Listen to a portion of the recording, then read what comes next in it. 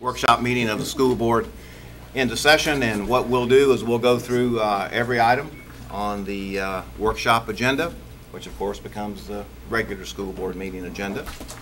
And as in the past, I'll read each item, and if board members, if there's any discussion, please stop me, and then we'll commence with that. All right, so of course item 1 is opening the meeting. Item 2 would be the approval of the agenda. We do have 2 recognitions at the board meeting. Recognition of Davon Burns, student at Crestview High School, for taking action to save a teacher from choking.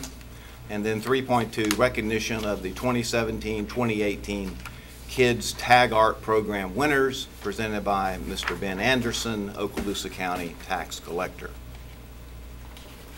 We have no visitors that have gone through the visitor process, and of course we have our usual 5.1 public comment. There are no items under 6, and then we go to item 7, committee and staff reports. All right, 7.1 is in-county travel paid for the period of March 22 through April the 4th, 2018, presented by Mrs. Scallon, Chief Financial Officer. 7.2 is out-of-county travel paid for the period of March 22nd through April the 4th, 2018, presented by Mrs. Scallon, Chief Financial Officer.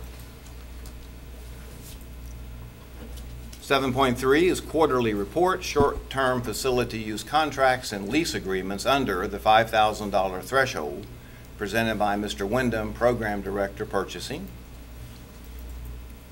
7.4 is the quarterly report, service agreements under the $5,000 threshold for internal funds and $2,500 for budgetary funds, presented by Mr. Wyndham, Program Director for Purchasing. And then 7.5, quarterly report, service agreements for law enforcement, presented by Mr. Wyndham, Program Director, Purchasing. All right, board members, moving on to Section 8, Consent Agenda. 8.1 will be the approval of the consent agenda. 8.2 will be the approval of the minutes of the special meeting of April 5th, 2018, minutes of the workshop meeting of April 5th, 2018, minutes of the regular meeting of April the 9th, 2018, recommended by the superintendent for approval. 8.3, appropriation of District 4 School Board Member Capital Outlay Funds to Shoal River Middle School for the purchase of lockers in the amount of $4,964, presented by Mr. Tim Bryan and recommended by the superintendent for approval. 8.4, appropriation of District 4 School Board Capital Outlay Funds to Laurel Hill School for one iMac in the amount of $1,248.99, presented by Mr. Tim Bryant and recommended by the superintendent for approval. 8.5, appropriation of District 4 School Board Member Capital Outlay Funds to Southside Primary for iPads, a Mimeo, and a projector in the amount of $6,292, presented by Mr. Tim Bryant and recommended by the superintendent for approval. 8.6, appropriation of District 5 School Board Member Capital Outlay Funds to Niceville High School for the re-insulation of the chilled heating, water, piping, and ducts in the amount of $79,047, presented by Mrs. Melissa Thrush and recommended by the superintendent for approval. 8.7, budget amendment number 7, fiscal year 2017-2018, presented by Mrs. Rita Scallon, Chief Financial Officer, and recommended by the superintendent for approval. 8.8, monthly financial statement for March 2018, presented by Mrs. Rita Scallon, Chief Financial Officer, and recommended by the superintendent for approval. 8.9, invoices to be approved for payment, presented by Mrs. Scallon, Chief Financial Officer, and recommended by the superintendent for approval. 8.10, school donations, presented by Mrs. Scallon, Chief Financial Officer, and recommended by the superintendent for approval. Mr. Chairman. Yes, ma'am. I believe OTC put on their Facebook page or a post about Williams Electric Company, and again, I'm grateful to all of the donors that are on this list for the monetary donations they've made to our different programs in the school district, but grateful to Williams Electric Company for their donation of those vehicles to our Career Technical Education Lab. Yes, ma'am. It was a great learning experience. Thank you. All right, 8.11, payroll warrant register and accounts payable warrant register for March 2018, totaling $27,090,851.66, and bank transfers for March 2018 totaling $70,230,000, presented by Mrs. Scallon, Chief Financial Officer, and recommended by the Superintendent for approval. Big numbers. 8.12, proposed school operational support staffing grid and school supplement grid discretionary budget in fiscal year 2018-2019, presented by Mrs. Scallon, Chief Financial Officer, and recommended by the Superintendent for approval. Chairman, if I might. Yes, sir. I looked at it briefly last night and was trying to ascertain the differences. Okay. And Ms. Jackson, if the staff, if there are any differences, just if they could highlight them. There are some differences. Rita has stepped out to copy something for you.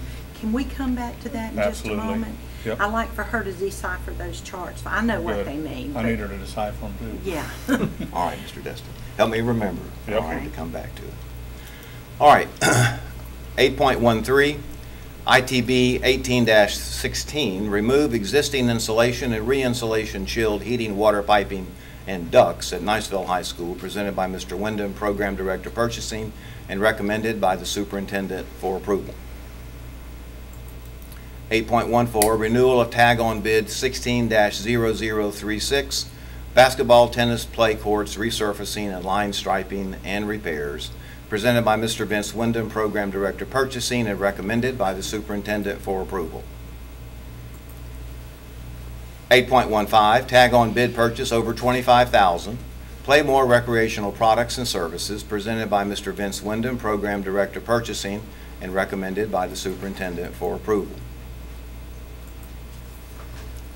8.16, tag-on bid purchase over $25,000, North Star Demolition and Remediation, presented by Mr. Vince Wyndham, Program Director Purchasing, and recommended by the Superintendent for approval. Mr. Chairman. Yes, ma'am. Steve, since this has that word asbestos in it, can you just come explain what will be going on at Bob Sykes and Elliott Point Elementary? And while you're making your way up, Mr. Bolton, Ms. Scallon, Mr. Destin has a question about the staffing grid, and the superintendent called on you to help us understand that particular item. So you may want to be pulling it up while Mr. Bolton's explaining about asbestos. Okay. Okay, the two principals have funds to replace carpet, so when we pull it up, those are, as long as asbestos floor tile is not disturbed, it's okay to leave it there. But once you pull it up, and it's actually the glue that is actually the problem. But anyway, as you begin to pull it up, if it and disturb it in any way, then you have to abate it. So in order to replace the carpet, those are going to be abated, and then they'll be tested by PSI that will test the air to validate that there's no asbestos present at all. And then once we get the clearance from them, then the carpet folks will come in and do their installation, or I think tile in one case, carpet in the other. And that'll be done this summer? Yes, ma'am. Once Okay.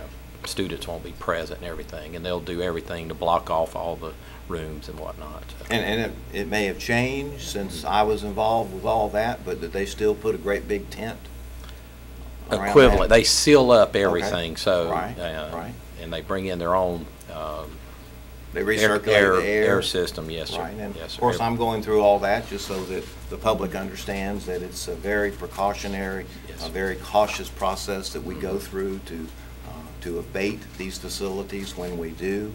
And I remember that they even had big fans that was pulling in air, recirculating, and all that. Still So do. to make it safe and environmentally safe for Yes. anyone that may be there, although thankfully this will be done during the summer. It's very professionally done. Yes, sir. In my opinion. Yes, sir. But just to reiterate, I know Elliott Point's had their 50th anniversary celebration already, and I don't have Bob Sykes' age with me right now, but I think only 4 of our 19 elementary schools were built after 1972. So Bob Sykes is older. It's, right. Okay. Any other questions? Anything else? Good job. Thank you, Mr. Bolton. All right, moving on. 8.17, is that correct, Jan? Should we go back to? Let's go ahead and do that now. Thank you. Mrs. Scallon? Ms. Gallen, I just had a question about highlighting the differences in this grid and the one we previously had approved, I guess, last year. Can you tell me what the differences are? Okay. All This is the right. staffing grid? Mhm. Okay. Okay. So. At the schools? Correct. This is the staffing grids at the schools funded from general fund and basically from discretionary, the discretionary project, because your projects for general fund, you will get them in the near future, and those are like your SAI, your lottery, those types of things. Okay, so the staffing grid last year, the changes are in blue, 2017-18, under your executive section in your agenda. Okay, and the things that occurred during the year.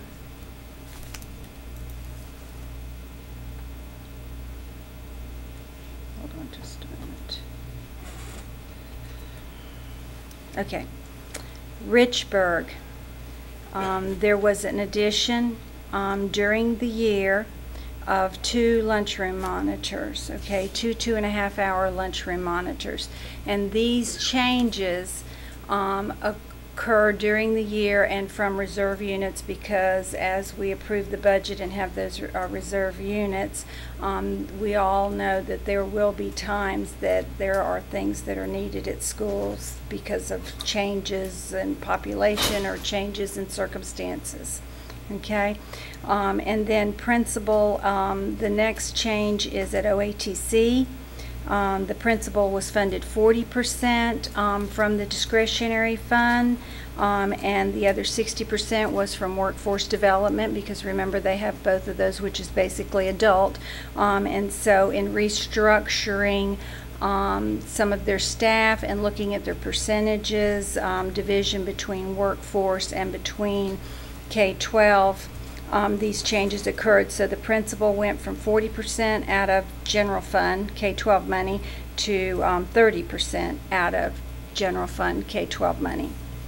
Okay, then the assistant principal 1 went from 40% out of the general fund K-12 to 60% out of the general fund K-12. And the reason for that was because it, Mr. Sansom and I discussed and looked at the amount of time he was spending and the amount of time the assistant principal was spending on the different populations, and so that's why this occurred.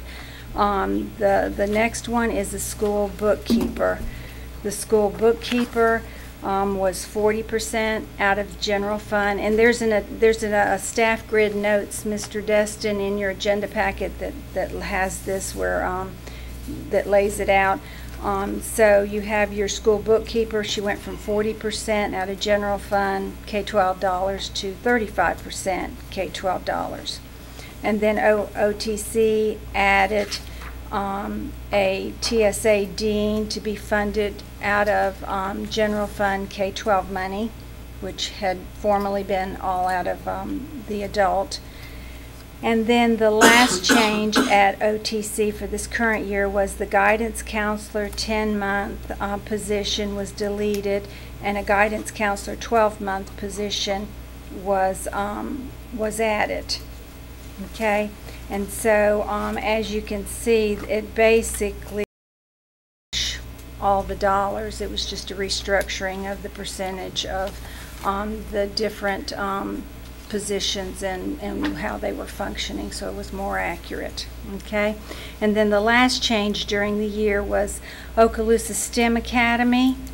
They did not have a secretary position, and so there was a secretary 12-month position added at that school.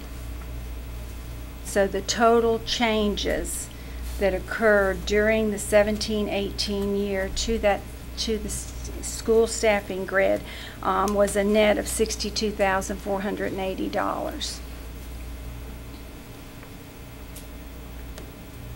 Okay. And the secretary at the STEM, is that general fund money? It is. Okay. It's general fund K-12 money. Because that's the population they're dealing with. The only time you would get into having that split funding is somewhere like OTC that has adult and K-12. Can I say something here? You know we're moving pre-KD to STEM. Over there, yeah. And there will be 5 classes, 6. We now have 6 classes. And they needed some secretarial assistance with all of that. So I felt like that was a needed position. And these pre-K children, we are getting more and more and more and more. And that's a good thing, though, because that helps them down the road. But I did want you to know that we felt like there would be a lot of an additional work I'm sure there will there. be. Thank you, Ms. Scanlon. That clarifies somewhat for me. And so for 18-19, you're good on that one. You Yep. don't need any explanation. Well, we haven't voted yet. Okay. Okay. Well, I mean, while Ms. Scallon's up there, I mean, I think you're referring to the proposed changes Yes. for the following year. We just discussed the ones that happened during the school year. And I know you took tremendous amount of time working with district staff and the superintendent to, really evaluate. This is our centralized budgeting staffing grid, and I appreciate it in lieu of the fact that we will just be getting 47 cents approximately more per student. It's very difficult to maintain and possibly add positions. So the biggest item obviously on the list is to add a dean, a 10-month dean at our middle schools, and that's partially because we make a commitment to have extracurricular activities at all of our middle schools in the county. Not 1, not 2, but all of our middle schools have sports, they have fine arts programs, and that requires an administrator to be present at those events. And certainly we have some middle schools that are larger than others, and having enough adults in administrative positions to be able to cover the vast amount of extracurricular activities and to deal with the number of students day to day on those campuses. And again, we're able to do that for under $140,000. So well worth it. I know I had discussed with you, we have some large elementary schools, and our elementary schools don't typically have, obviously all the extracurricular activities that our secondary schools do, but they do have a lot of, after hours activities. And then we've had to make, as Ms. Jackson had sent to board members, some decisions in regards to some schools that have low utilization of their in-school suspension staff.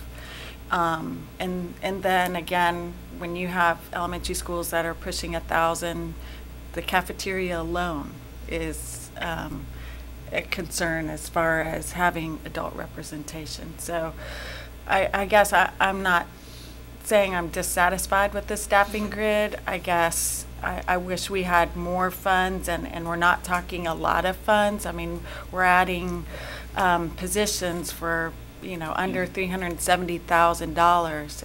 If we just had a couple $100,000 more, we could possibly add staff to some of our larger elementary schools, guidance counselors, positions that are needed, not wanted. But I kind of wish we could add a list of positions to show that, we wish we could add, but because of funding, we're not able to add.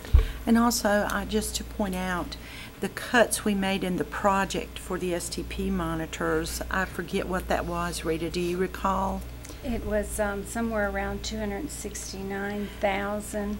Because Rita has told me if I add anything, I have to cut something.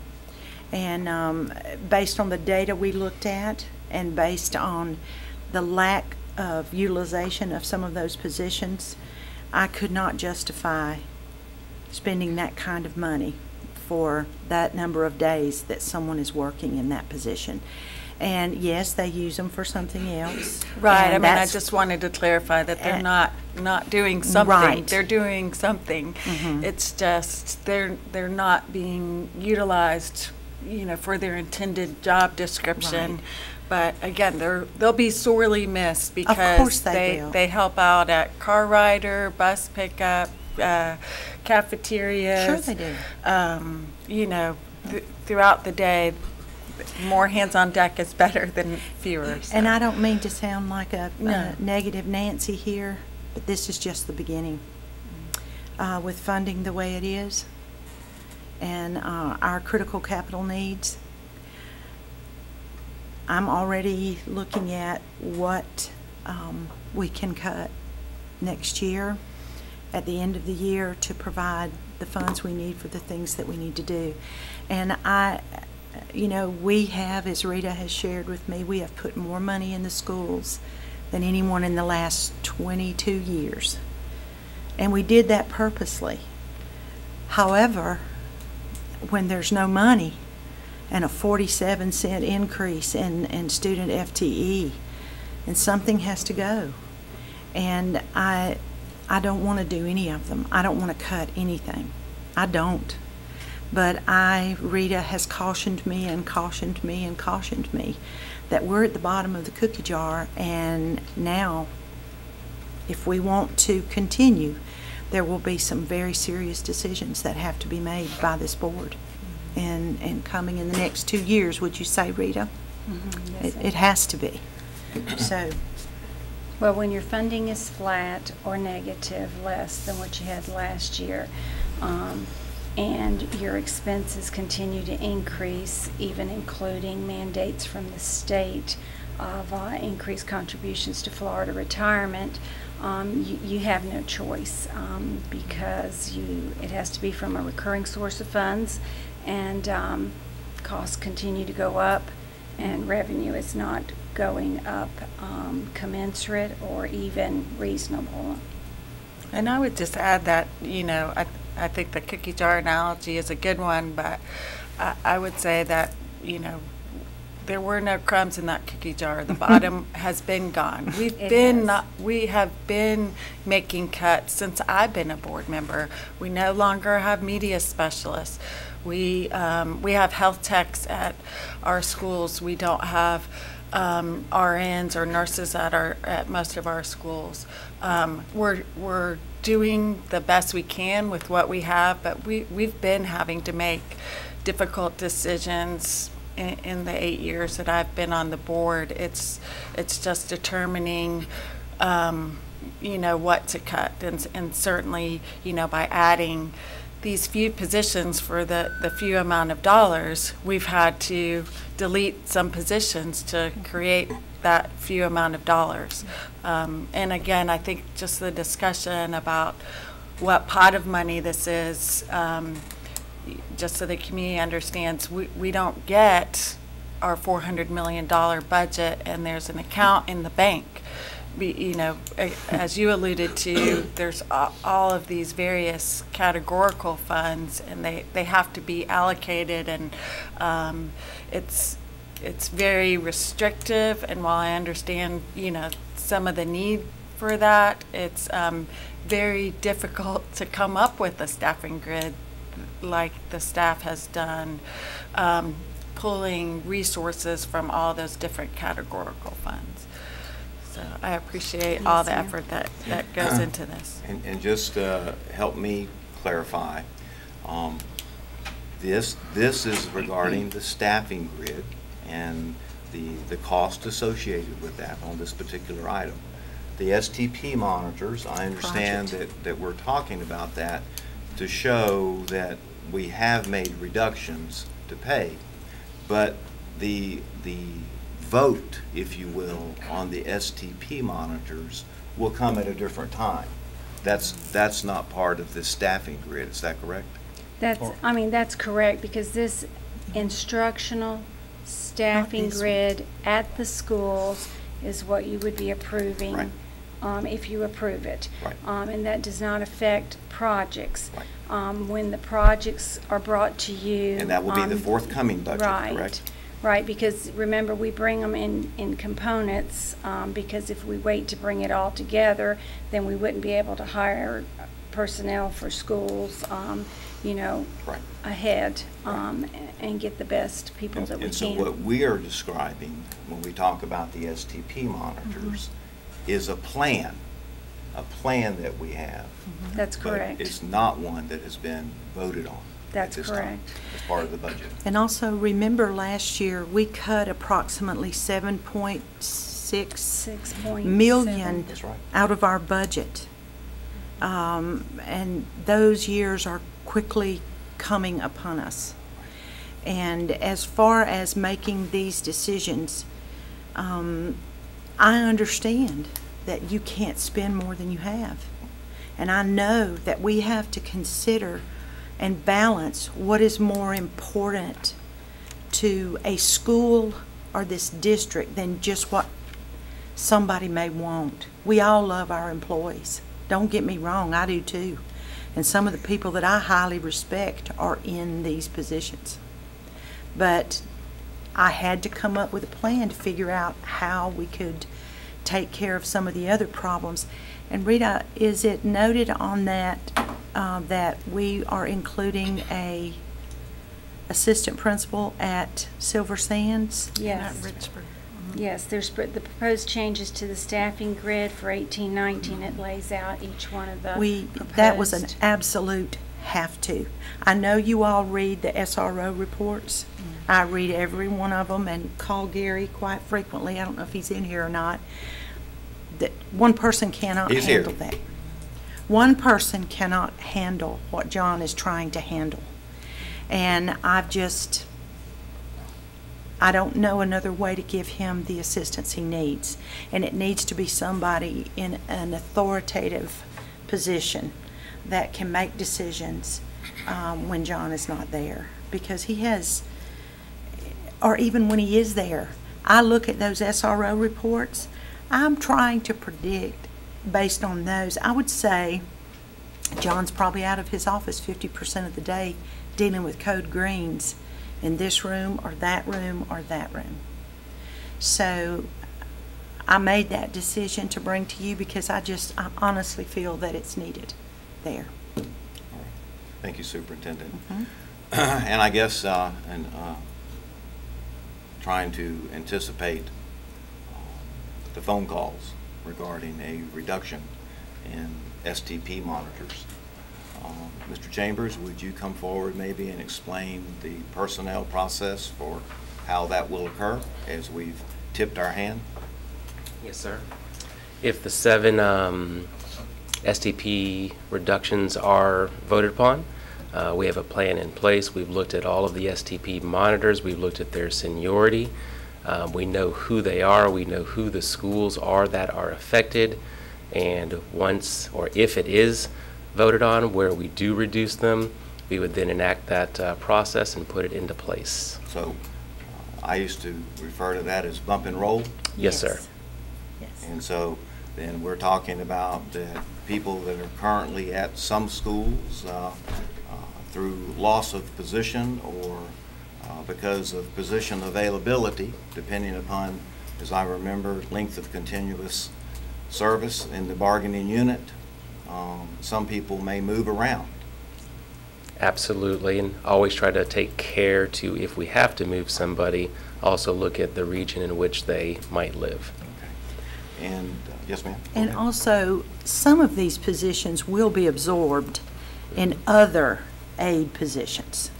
We know that we have a few that will be out there. So these people hopefully will not lose a job. They'll just be repurposed. Repurposed. But it could require some moving around. And I have spoken to every principal at length, some more than others, and discussed this thoroughly with them, and they understand my rationale for doing this and why we're doing this. But our goal, and Marcus's goal, is to take care of those employees as the best he can, and that means we will have open aid positions. And hopefully, every single person, no one will lose a job. That's our goal, is for them not to lose employment. But I want to say we're at the point where you guys have always covered. We've tried to make things right. We've tried not to affect programs. We've tried not to affect schools. We've done everything that we know to do to cut funds. But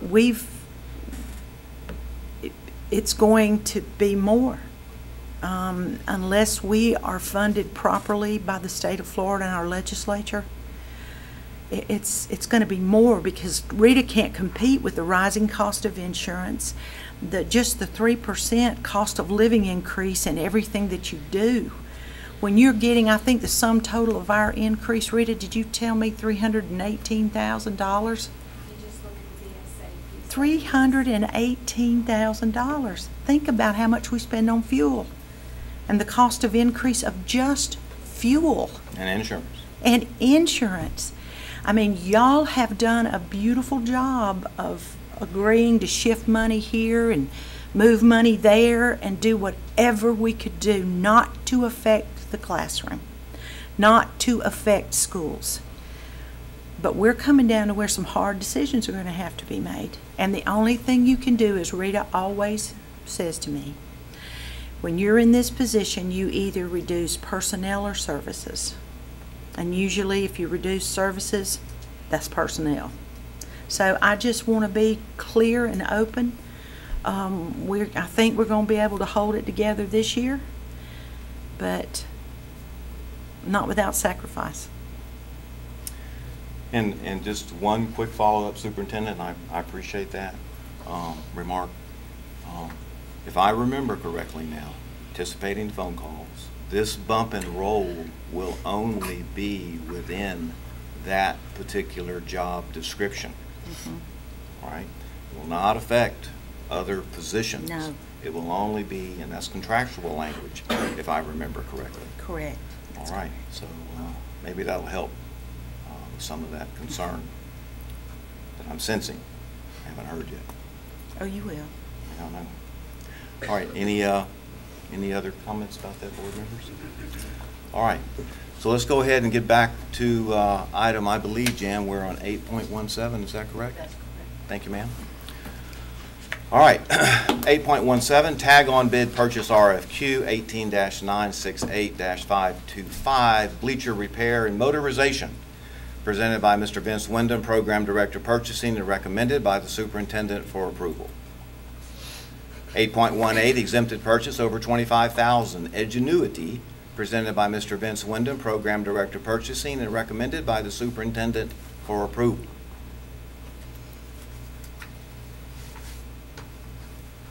8.19, contract change order for Riggs Stadium turf replacement at Fort Walton Beach High School, presented by Mr. Wyndham, Program Director Purchasing, and recommended by the Superintendent for approval. Comments, questions? You want to come forward? Sorry, I Mr. know. Wyndham, it's under your business. Well, Mr. Bolton, I know. Mr. Bolton, Mr. Wyndham, okay. Both of you can come if you like. Share the pain.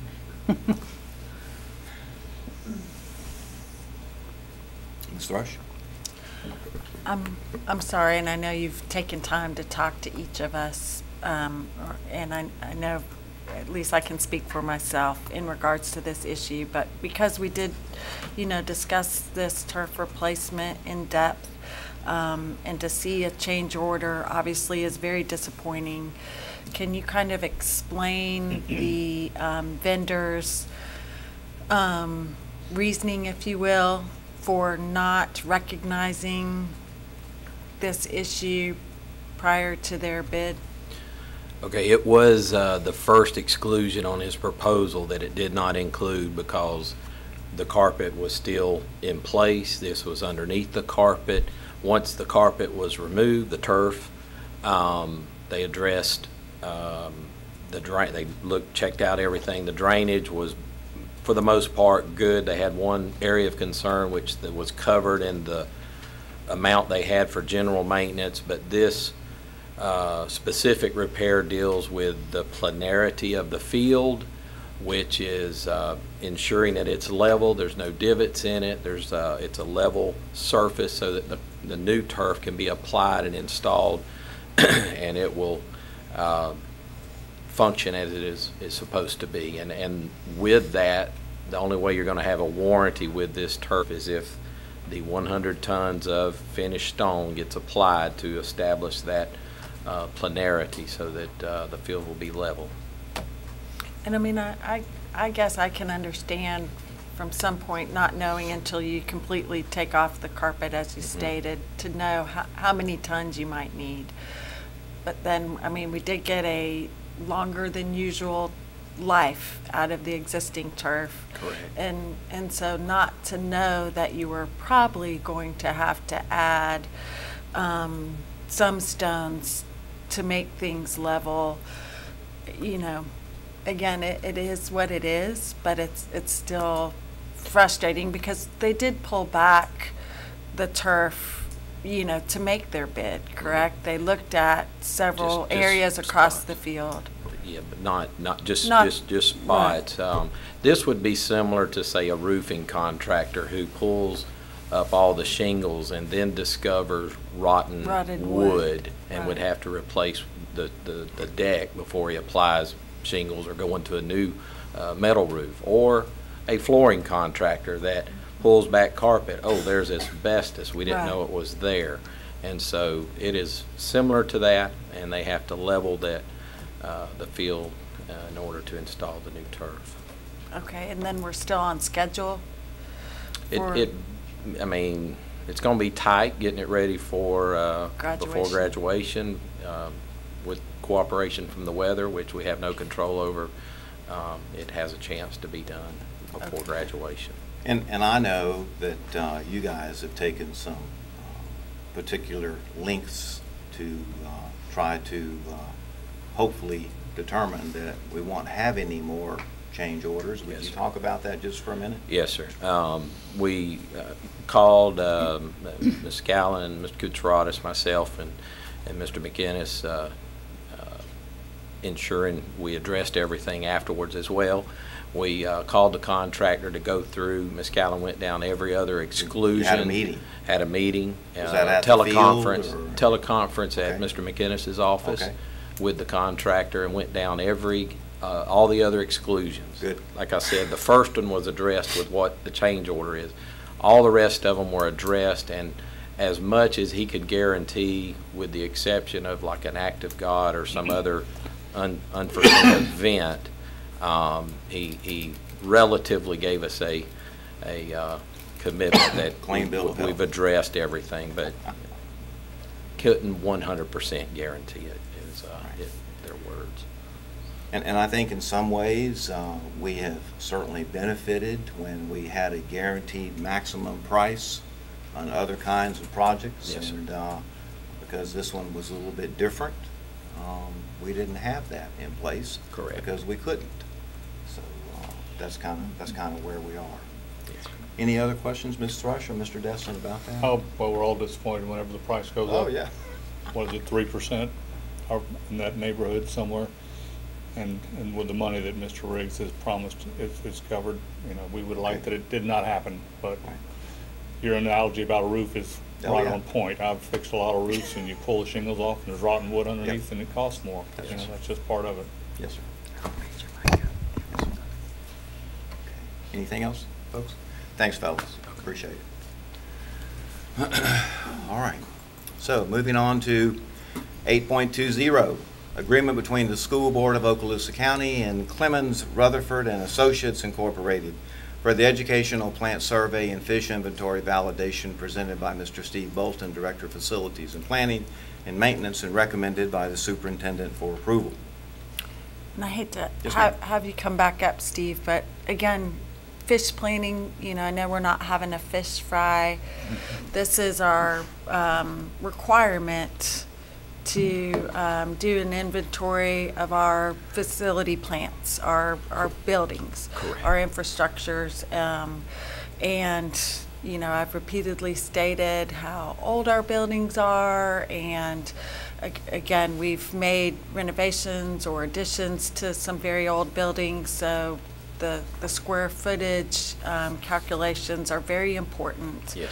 Yes, ma'am. And that's kind of what this item is related to. This is part of it. It is, for the most part, what we say we have on paper is then compared to what and they will, we send them aerials, we send them maps, and then they come and walk the campuses They do a as well. site visit, They do a right. validation throughout, so it is an inventory of our facilities to verify square footages and ages and so forth, and then make, and it is a 5-year requirement by the state, so we are meeting an obligation there, a statute in doing this, so it'll come around again in 5 more years. Okay. All right, thank you, Mr. Bolton.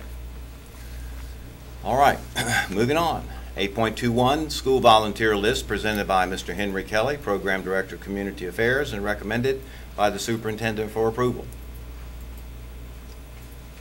8.22, Community Education, Summer Driver's Education Program presented by Mr. Andy Johnson, Specialist, Safe Schools, Athletics and Discipline, and recommended by the Superintendent for approval. I Yes, just wanted to thank Mr. Johnson and the superintendent and staff. Again, these are services that we provide at our locations. They're not school credit classes, but it gives students additional opportunities to have a driver's education course. Thank you. 8.23, Exceptional Student Education Policies and Procedures Manual, presented by Mrs. Melody Summer, Program Director, Exceptional Student Education, and recommended by the Superintendent for approval. Well, I know Ms. Summer is here, and again, this, I'll be honest, I have not finished the 223 pages of this manual, but I did look over it, and it's something that is important to have these documents, and there's so much involved in this manual. Is there anything that you would like to highlight, or any, in addition to legislative changes that have to be put in there?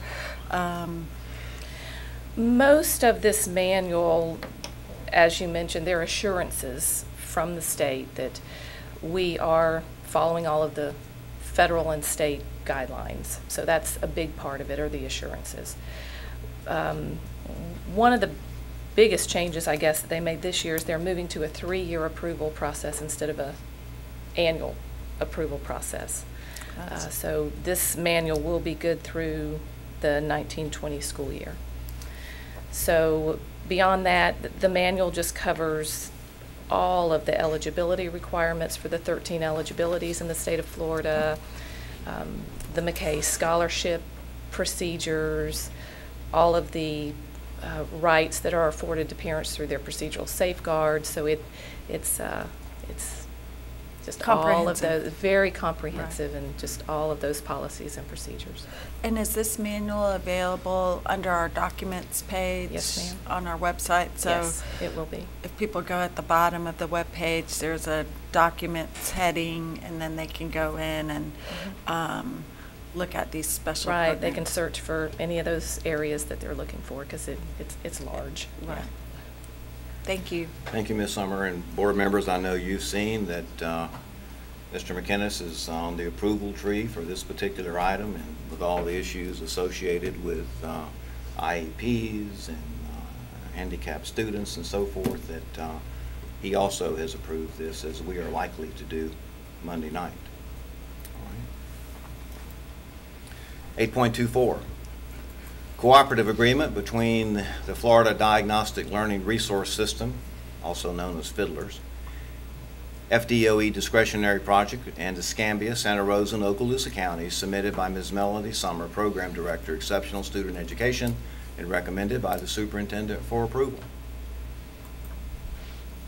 And again, Yes, you ma'am. know, it's just an annual agreement that our 3 counties have with Fiddlers, which again is a resource for parents to use. It is, it's a resource, so the funding that you see there, we will receive roughly a third of those funds because it's a tri-county agreement. And they do help us in the areas of child find, that's a federal requirement. So they assist us in those areas, training, assistive technology for students with disabilities. So they do support us in many ways. Thank you, Ms. Summer. All right, moving on to Section 9, Superintendent's Human Resources Recommendations. 9.1, Employees on Administrative Leave, presented by Mr. Marcus Chambers, Assistant Superintendent, Curriculum and Instruction, and recommended by the Superintendent for approval. 9.2, Deferred Retirement Option Program, DROP, presented by Mr. Marcus Chambers, Assistant Superintendent, Curriculum and Instruction, and recommended by the Superintendent for approval. 9.3, Employment Separations, presented by Mr. Marcus Chambers, Assistant Superintendent, Curriculum and Instruction, and recommended by the Superintendent for approval. 9.4, Personnel Recommendations, presented by Mr. Marcus Chambers, Assistant Superintendent, Curriculum and Instruction, and recommended by the Superintendent for approval. 9.5, Employee Transfers, presented by Mr. Marcus Chambers, Assistant Superintendent, Curriculum and Instruction, and recommended by the Superintendent for approval. 9.6, Employee Suspension, presented by Mr. Marcus Chambers, Assistant Superintendent, Curriculum and Instruction, and recommended by the Superintendent for approval. 9.7, Reinstatement Reimbursement of Sick Leave due to line of duty illness, injury, medical examination, presented by Mr. Marcus Chambers, Assistant Superintendent, Curriculum and Instruction, and recommended by the Superintendent for approval. 9.8, Leave Without Pay, presented by Mr. Marcus Chambers, Assistant Superintendent, Curriculum and Instruction, and recommended by the Superintendent for approval. And with no discussion about any of those items, that takes us to discussion agenda 10.1. And so, board members, I'll read the item, and I do have some prepared remarks and questions, and if it please you, I'll go first, and then leave it open to you good folks. Mr. Destin, pass that. All right, 10.1.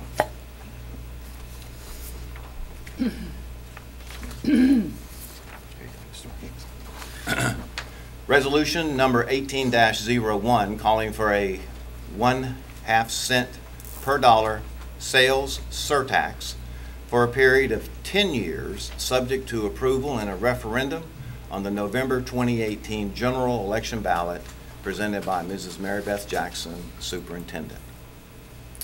All right, so what I would like to say first of all is that, of course, this particular item of business came forward at the request of Mr. Bryant, and he's not here today because he is away on official school board business at our FISBIT insurance meeting that we committed to in a cost savings measure, actually. And so some of these things I know that he may want to comment on, and certainly we'll be able to continue this discussion on Monday night as these things come forward. But first of all, I would say that I believe we all know our dire financial situation regarding our facilities and our capital needs, coupled with our student population growth. And I would say that the needs case can be easily made and has been made repeatedly with passion. However, these real needs are not new. And the last time in the primary election of 2010 that we asked the voters to impose an additional sales tax upon themselves, the voters overwhelmingly rejected the sales tax referendum, and in my opinion, it was a terrible defeat for us in multiple levels, because it's been 8 years now since we've kind of limped along and had the Band-Aid approach to how we're going to make these repairs at our schools. So for me, setting the real needs aside, the question becomes, what is necessary to win the hearts and minds of the voters to pass a tax increase upon themselves? Or what will it take for this sales tax referendum to be successful, and can we deliver? So I guess the first question I have, Mr. McInnes, I'll turn to you, sir, regarding the particular referendum and regarding the resolution of the school board. And I know that you've given us an amended copy, and this will be the item that we're being asked to vote upon Monday night. Would you take a little time and take us through that particular resolution? Yes, sir. This resolution has many elements that were in the prior resolution you had approved. One of the primary differences is that resolution was for a mail-out ballot election. This resolution would call for an actual voting at the polls, if you will, during the November general election. And so those changes have been made to remove all of the mail-out ballot language and have this occur at the polls. The resolution still calls for the 1/2 cent levy. It is for a 10-year period. You have at your desk the exhibit that goes with the resolution that lays out the projects. This resolution has had included in it language regarding improvement to safety and security at school campuses and facilities. You also will see that the change from the draft yesterday, I did have a chance to meet with Mr. Paul Lux yesterday afternoon, and the only issue that he and I discussed to be changed, there has been some change in the language regarding just the reference to absentee voters. And so he asked, and we worked through that paragraph, which you'll see in your document now is paragraph section 9, which now, instead of being entitled absentee voters, is now entitled vote by mail, because that's how he says now the statute refers to that for absentee voters. So that is the change we've made there. The language of the official ballot is very similar to the previous resolution, except that it has been revised some to include the safety and security improvements to the property. And Mr. McInnes, regarding the ballot language, do we feel like that's the language that presents this matter in the best light possible to the public as they go to the polls and vote on this matter? I mean, are there any additional things that we could include in that ballot language? For example, that these are identified needs at the schools? The restriction, Mr. Chairman, we have is that by law, the title of the ballot is limited to 15 words, and the body of the ballot is limited to 75. And so you certainly within those parameters can change words and move them around. In this case, so the public would know that school safety and security issues were a portion of this, right, that has been changed. Right. And my concern would be, again, in an attempt to hope that the public would pass this measure, if that language could be modified somewhat to include not just the safety and security, because I think, I don't know what percentage actual funds would be for that amount, Mrs. Scallon may know, but if it could include more descriptive language about these real needs at these schools, that this is not just something that we put on the ballot, that there is an identified process that we've gone through and said, hey, look, these schools are crumbling and they're falling apart, just like the bleachers at Choctawhatchee happened 2 years ago. I just feel like that, and everybody up here, good or bad, has had some experience with elections, that it's important that we inform the voters, some of whom will only be seeing this for the first time when they read it on the ballot. And so I would just say, board members, think about that. I understand you're operating within the confines of limitations in terms of numbers of words, but after the overwhelming defeat in 2010, I just want to make sure that we're trying to do everything we can to get this passed. Should it be approved?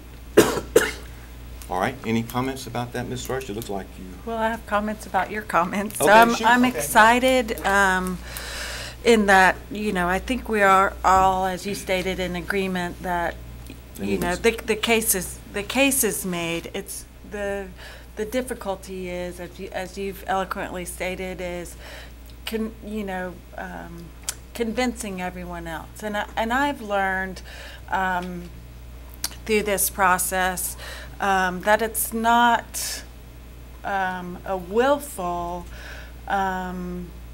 misunderstanding. It's just a lack of understanding. And I mean, I think if anyone would be so tired to watch a school board meeting, would see how complex school funding is.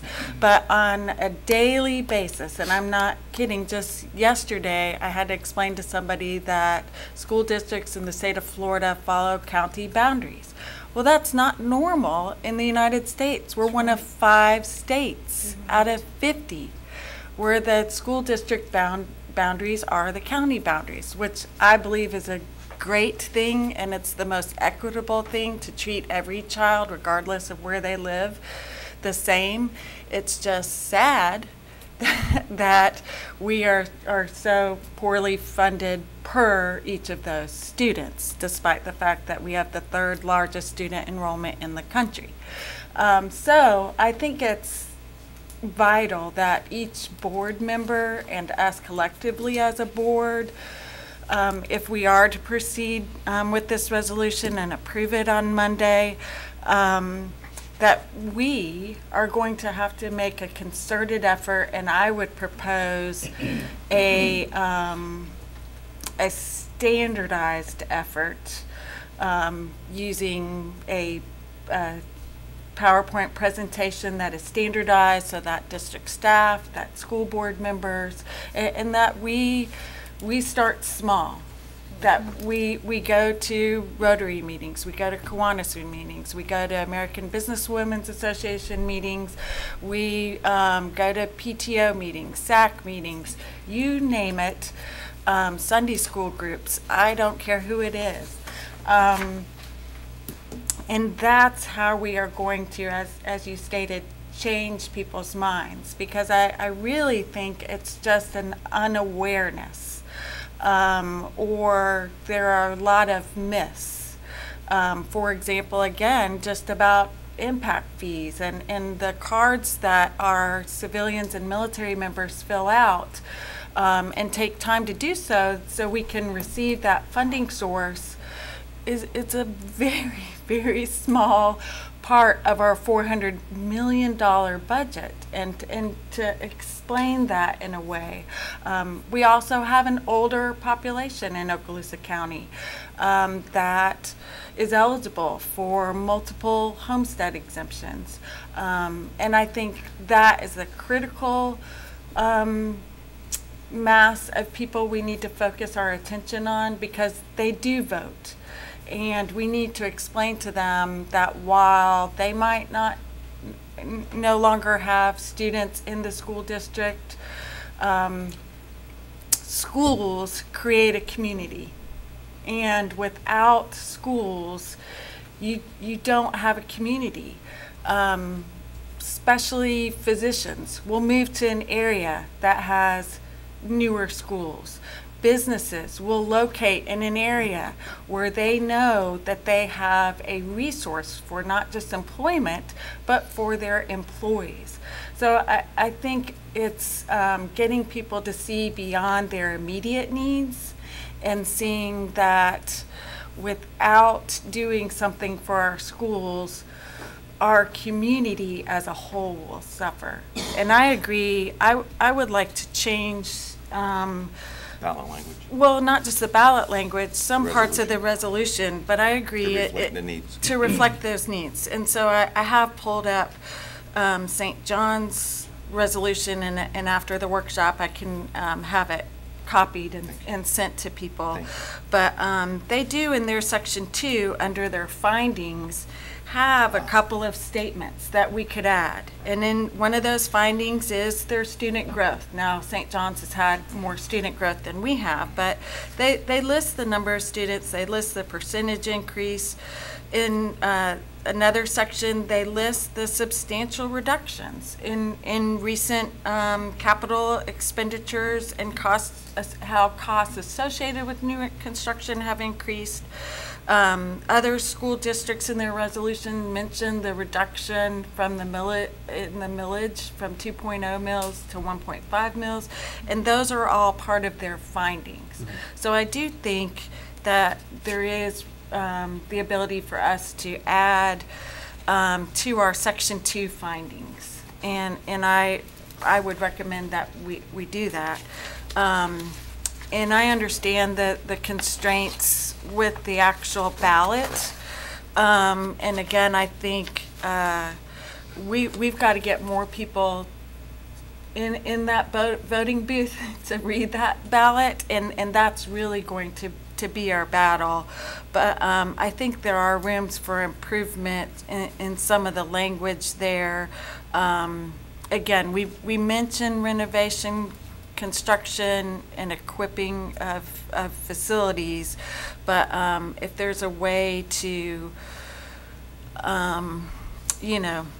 again, and English is my weakness, but if there's a way to reword that, and looking at some of our neighboring districts' resolutions and their ballot statements, modify those somewhat before Monday evening.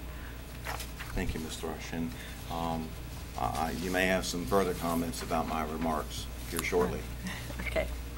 Mr. Chairman, I have some more questions. One yes, of the sir. follow-up on the resolution, also wanted to call your attention to section 14, which has been added into this resolution that does call for the appointment of a citizen oversight committee. And that's one of my questions, and I'd like to come to that here shortly, if we could. So we have presented to us a resolution, and keep in mind, I'm proffering these questions today so that maybe Monday evening it gives folks time to try to find some of the answers if we don't have those answers at the tip of our fingers right now. But regarding the resolution itself, what is there a cost to placing this matter on the ballot? My discussion with Mr. Lux yesterday indicated that the expense, because we were being on the general election ballot, the expense would certainly be the publication of the notice of election, in other words, the newspaper advertising. Right. That's what he anticipated would be a certain expense. Was not certain there would be any other cost unless, for instance, it ran into a second page on the ballot. Beyond that, he said there would not be other cost to the district. Okay. Board members, any questions about that? Well, I did contact Highlands County, the chairman of their advisory committee, because in 2016, Highlands County School District passed a 20-year half-cent sales tax. And so I wanted his input, obviously, and asked if they had hired outside help from a marketing standpoint, and they didn't directly hire an outside entity, but did have a member of their advisory committee that they did pay some fees to. But in total, and again, Highlands County is about 1/3 of our student population, and so their county is smaller. They did have to spend funds roughly around $30,000 for marketing of their half-cent sales tax proposal. And Ms. Thrush, I can't help but ask the question here, and certainly defer some of this to the attorney. Must those be private funds, or can they be public funds from the school board? That all depends upon the exact nature of what is being done with it. Typically, as you were going to do last time, they would be raised privately, and Right. therefore they could be spent for any form of marketing, advertising, or promotion. If it were funds of the district, there would be restrictions on exactly what could happen there. Primarily, I think, would be limited to kind of an educational program. As opposed to advocacy, Yes, sir. because we're not allowed to advocate, is that Correct. correct? That's correct. All right. Any other comments about the Not funding? the funding person. Okay. portion, Do you no. know if theirs was private or public from their board? I do not know that. Okay, Mhm. all right then. Okay, ma'am, please go ahead. I Anything? mean, I have other things, but I want Okay, you to finish okay, and sure, I'll. Sure, okay, all right then. All right, so, Mr. McInnes, would you talk, and of course, some of these questions are intended for education purposes, for those that may, at one juncture or another, view this particular meeting, or perhaps are listening in now.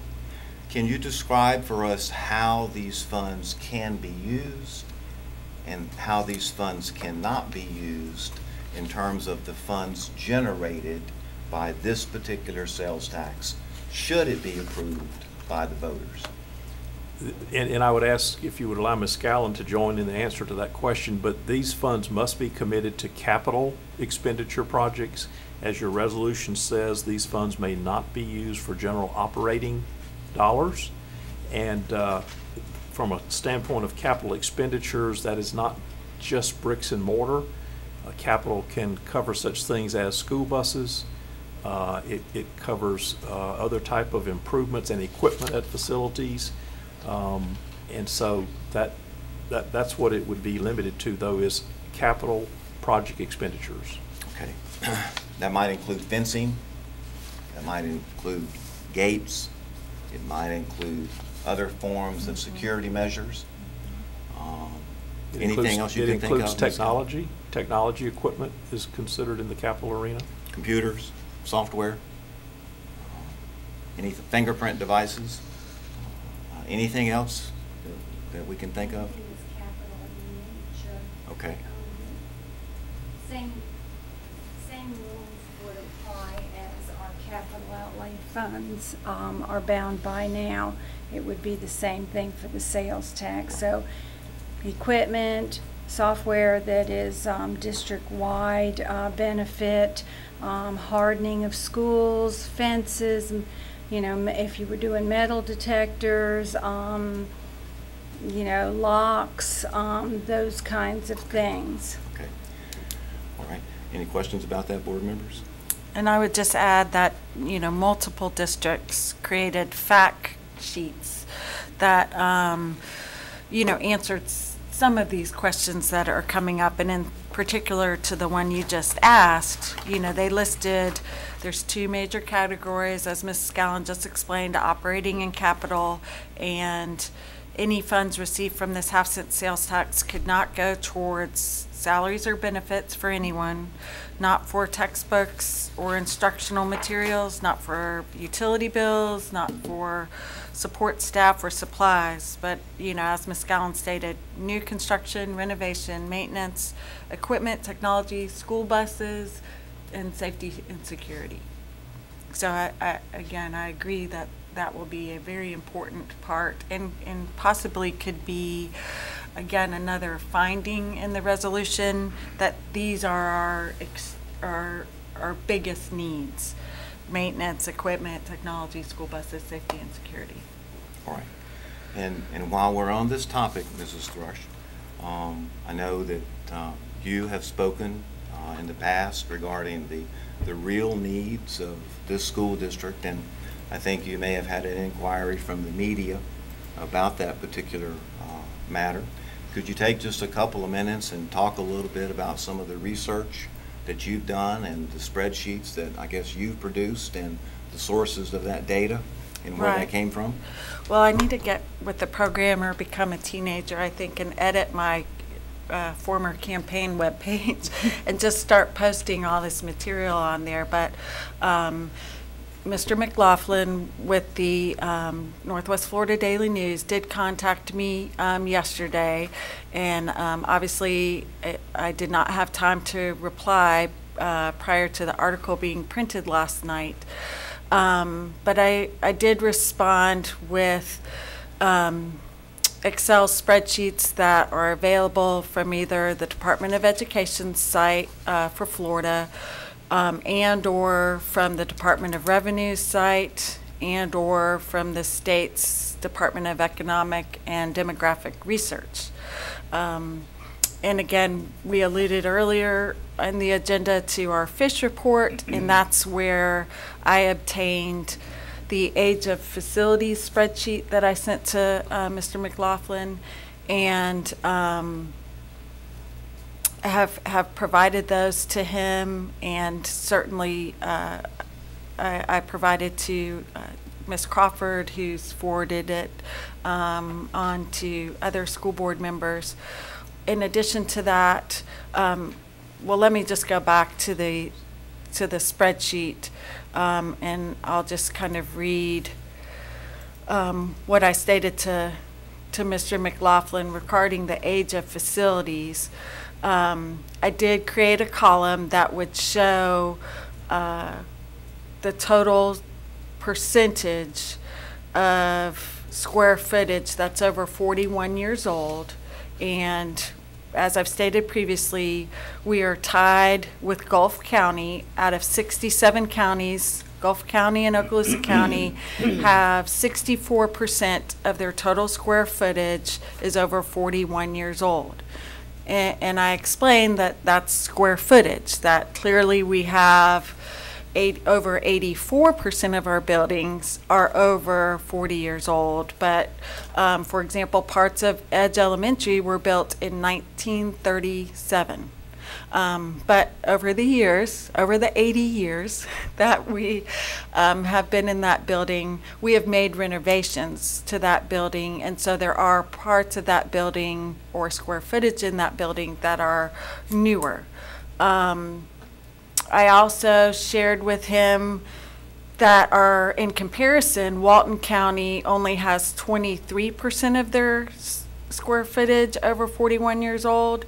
St. Johns County has only 18% of their total square footage over 41 years old.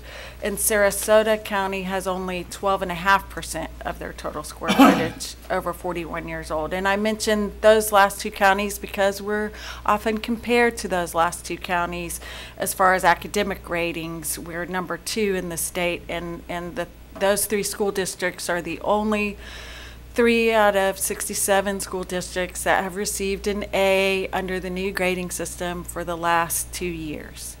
I also shared with Mr. McLaughlin a Excel spreadsheet that was provided by the Department of Education's Transportation Department through Jay McGinnis.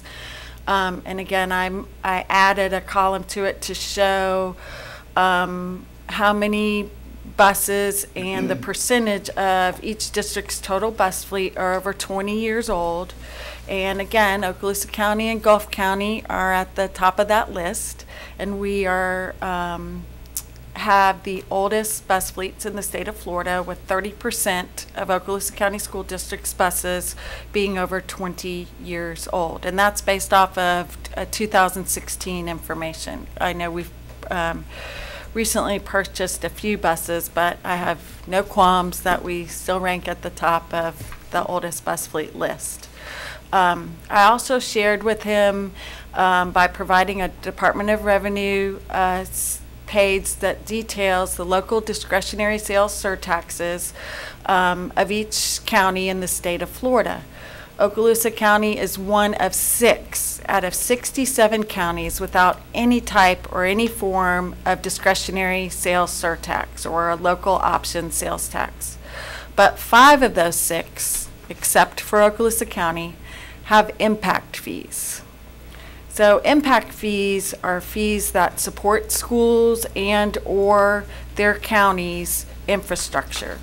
So and then I provided him links to the fee amounts for those 5 counties that don't have any discretionary sales surtax.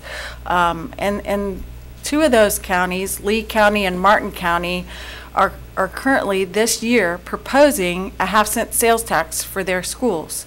Martin County, which already has impact fees for their schools, is proposing a half-cent sales tax for their schools and a voted ad valorem millage just for their schools. I also provided him with direct links for Orange County, Palm Beach County, Sarasota County, and Seminole County. Each of those counties have 3 additional sources of revenue just for their school districts alone. They all have school impact fees, they all have school voted ad valorem millage, and they all receive or have portions of a half-cent sales tax. And I would just like to remind anybody live viewing or watching later that unlike your county commission, the school board cannot vote to increase your millage rate. Your property tax millage that goes to the schools to support your school district is set by the legislature. If we want to have a half-cent sales tax, have voted ad valorem millage, we have to pass a resolution. Then we have to get 3 county commissioners to agree to let us put it out to the voter. Then the voters of our county have to approve it at an election or a mail-out ballot, etc. So these 4 counties, their citizens have essentially voted twice, and then also agree as citizens to pay impact fees to provide 3 sources of revenue just for their schools because they recognize the value and the economic impact of public education. Thank you, Ms. Thrushin. I appreciate all the research and the amount of work and effort that went into doing that. I guess the big thing that I want to convey to the board, I know the board understands this, and the superintendent, staff, and everybody else, is the tremendous mountain that we are proposing to climb to have this passed. I have for you, and I'll give these to Jan so that she can send copies to all of you, the precinct results from the 2010 election, when our last attempt at a sales tax, for lack of a better descriptor, I'll say went down in flames. And in my opinion, again, it set us back because now we had to wait 8 years.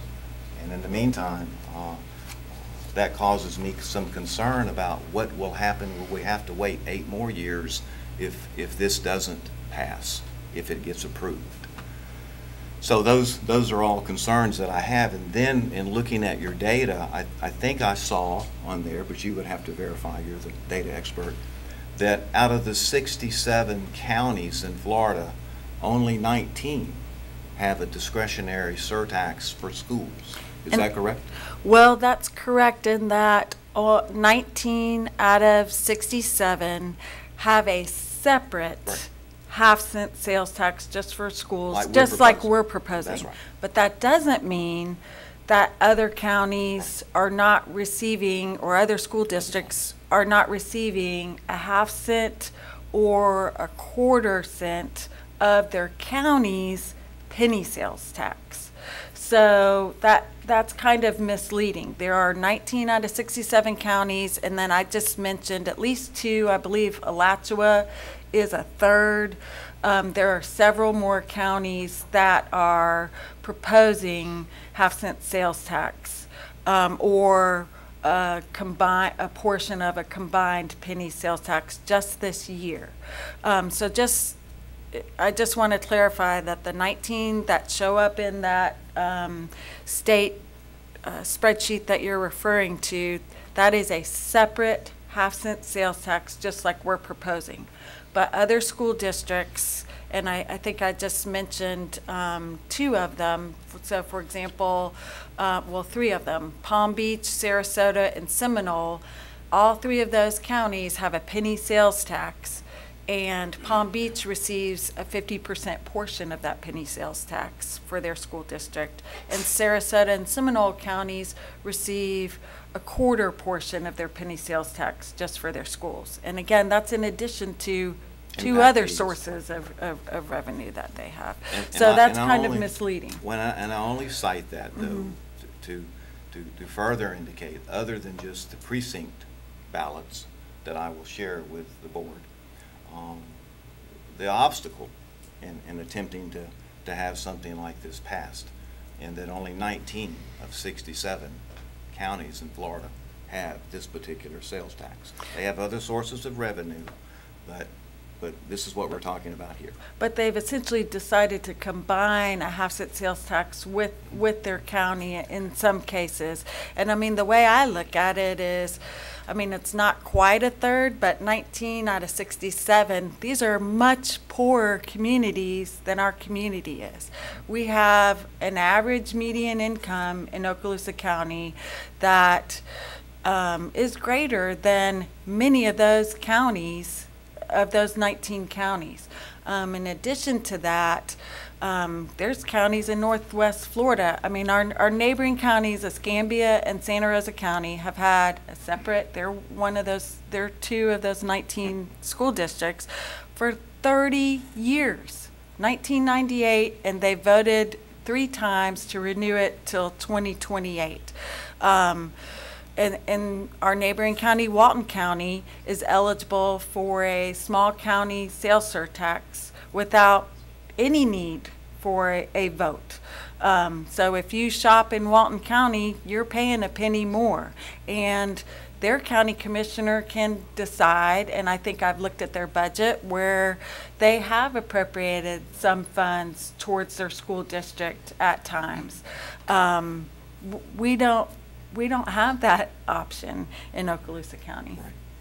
And along those lines, as I look down the data that you provided to us, that's right, I saw that you indicated that Escambia has the half-cent sales tax for schools, and that Santa Rosa has the same. Of course, we do not, though we tried 8 years ago. Walton is indicated as a no on your data. I don't know if they've done one since that data. Walton doesn't, but they have a Another vote. option. They have a voted ad valorem millage for their schools. Right. And again, I've discussed at a previous workshop, they have a larger school taxable value, $83 million more because of our situation of having so much property owned by the federal government and having a population that is eligible for multiple homestead exemptions. And all that information's on the data. that It's you all out provided. there. I am not making this Right. up. And then as I looked across the panhandle. I'm not that smart. As I looked across the panhandle, Washington County does not have a half-cent sales tax. Bay County does, and that's something that I'd like to come back to a little bit later. Holmes County does not have a half-cent sales tax, and Leon County does. And I know that we've talked about the panhandle before, from Escambia to Leon County, and that's the information that I was able to glean from yours, and I may have left somebody out. But in any case, I think you've got all that data there, and that's publicly available because you shared it. But I would just like to add, and if my eyes were better and I could increase,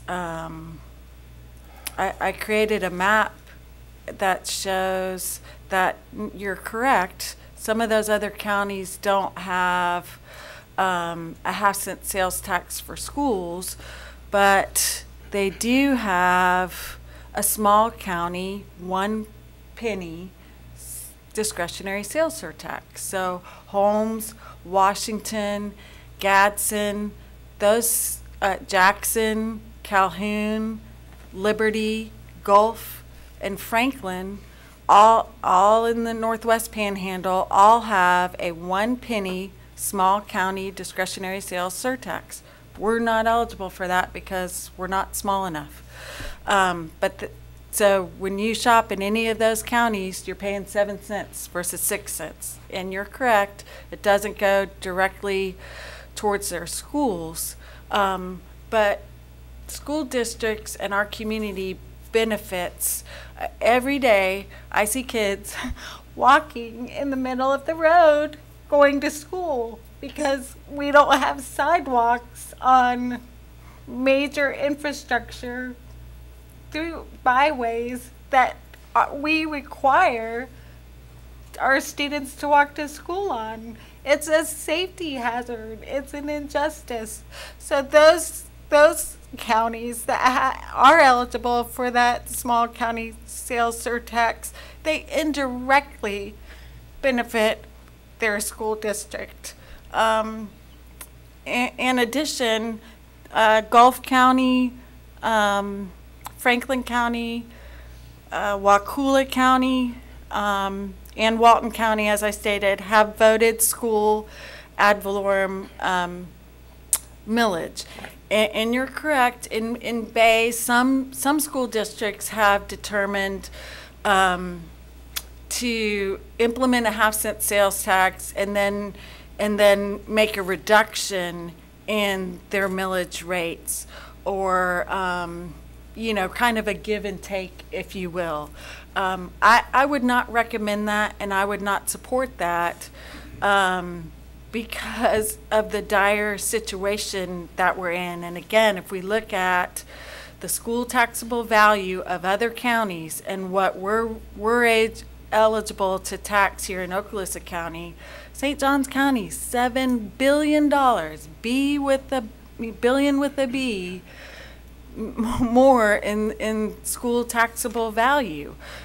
We cannot simply ignore the needs that we have. And I mean, a new school, which is what we need, at a minimum, a new elementary school is $25 to $30 million. We're still going to be behind the 8 ball, even with a half-cent sales tax. It will help us start to get there, but it's not going to be able to afford us the ability to build new schools right away. We're still going to have a problem, and so I would be vehemently against doing any kind of swapping scenario where we make a reduction in some other area in order to present a half-cent sales tax to voters, because I think that defeats the purpose of having a half-cent sales tax. You want and need that additional revenue. Why would you eliminate other resources for revenue that clearly aren't enough to begin with? Well, I have talked about that in the past, and I have not yet proposed that as an amendment to this particular resolution, but I might. And the reason that Bay County did it was because they felt like that by making that swap, they were able to have their referendum passed. And so we'll come back to that one again here shortly, perhaps, okay? The other thing regarding the attachment of facilities and schools and projects that these funds are identified for, and I understand that this is just a summary for our purposes, but is there a more detailed version of this that specifically itemizes what will be done at every school? Do we have that? We have one that is, gives the amounts of the cost of these things. That's what we have. And Okay, then that's we estimated cost. Okay, for like specific improvements, like Yes. air conditioning Yes. systems. So if a voter wanted to know, okay, at my child's school, let's just take the top one at Antioch, if the half-cent sales tax passes, this is what my child will be the beneficiary of. That air Correct. conditioning, new classrooms, or whatever may be on that list, we have that list, and will that be publicly available? And if so, when can voters take a look at that? Yes, it will be publicly Well, available. and even this exhibit is fairly detailed by category. So it certainly provides the HVAC category, roofing, cafeteria renovations, canopy parking, storm drainage work, classrooms, technology, single point of entry, playground, all of, and that was done intentionally to be more detailed rather than just lumping it into, say, a category of just capital or Right. something like that. All right. And in the case of security, in the far right column, I see the X's indicating that those schools will receive some security benefit, but then I see a lot of blanks there where there's no indication that those schools receive any security. Is that correct, or is that just the way that we've chosen to display this information? Nick, Mr. Kucherovs? Superintendent, he asked, is that okay? Of course. Okay. When we look at what you have in front of you, remember, this was the proposal that we had done several months ago. And so in this proposal, we had the principals have a list. We had a list. We had everyone got something, and each principal was able to say, you know, get one or two of their top. They had 2 top priorities, and everyone got something. And so we have that information of what the principals listed. And so what you're looking at here is just that. Those are things that the principals said, hey, these are things that we need in those areas. So absolutely, we could do. We can have safety improvements at every school, but this sales tax information was what we generated the last time we had this discussion. Yes, question? Well, and I guess what I would propose, and I understand your concern, but I remember meeting about, you know, the attachment that you're referring to, and it is more detailed than I could find any other county's tax resolution. Originally, we did have an attachment to the resolution that we proposed last time that listed every item out, itemized detail. Right. And I was concerned about doing it that way, one, simply because situations change. Again, with the facility issues that we have, we could have 2 chillers go down, and all of a sudden we can't do, you know, this one thing. We've got to replace an entire HVAC system of a school. I do think what I would like, instead of this attachment that we have, and prior to, as you're stating, us marketing the half-cent sales tax, obviously, I think the creation of an advisory committee, I would like that advisory committee, whom I'm hopeful would contain membership from people in the building and construction industry, people from a marketing and real estate background, people from a banking background, from a security and technology background, with a variety of expertise on that board. And I would like us to work with that advisory committee and district staff to look at all of our capital needs and take the list that we did create from each school and essentially come up with a rating system, just like we do when we put things out for bid. So, for example, we assign a point value when we put items out for bid and we're trying to select a vendor. And Mr. McGinnis or Rita might be able to help me, but in the past, when we're putting out things for proposal or for bid, it might have, 5 points for, experience, 5 points for the ability to complete something on time, a point system.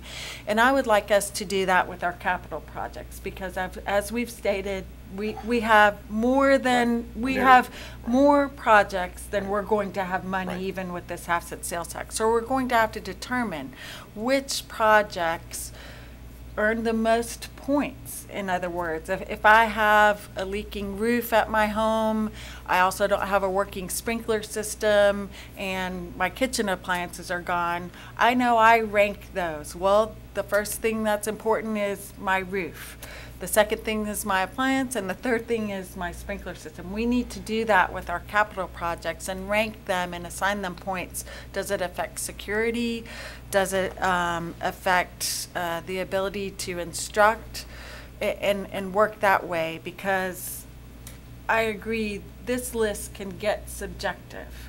And with limited funds and more projects than are then we're going to have funds for, we're going to have to prioritize them. And certainly, I think the focus of that spreadsheet was to try to identify something that we could do at every school, just like you stated. So a voter could say, hey, my grandchild, or this is the school in my neighborhood, I want to know what's going to happen to this school. So I think that need still is there. Yes? Right, that need is there, and we need to address that.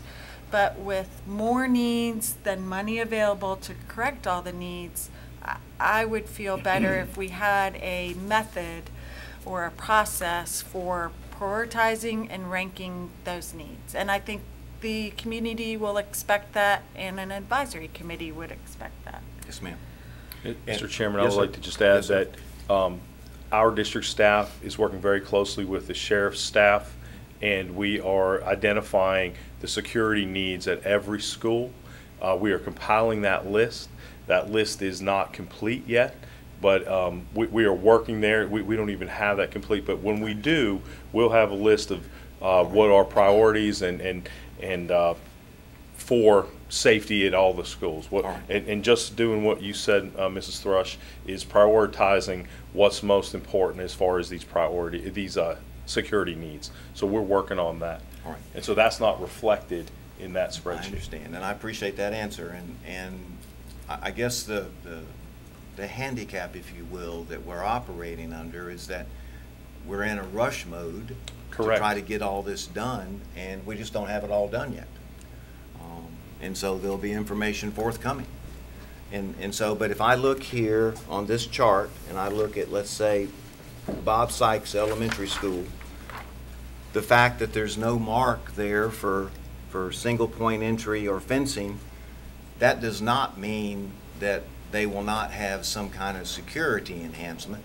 It just means that they're not going to get fencing or single point entry. It means that in the last, when we met with the principals, that wasn't one of the things that was identified as what they wanted at that school at that time. And so we are working with the Sheriff's Department. If we do identify with the Sheriff's Department and our new safety specialist that must be hired, mandate from the state, once that person's on board, it's their responsibility to identify these things, and we are going to come to you and say, these are what we need to do throughout the schools for safety and security. So they might get fencing. Correct. It's just not on here now. I think the thing you have to remember is this, though.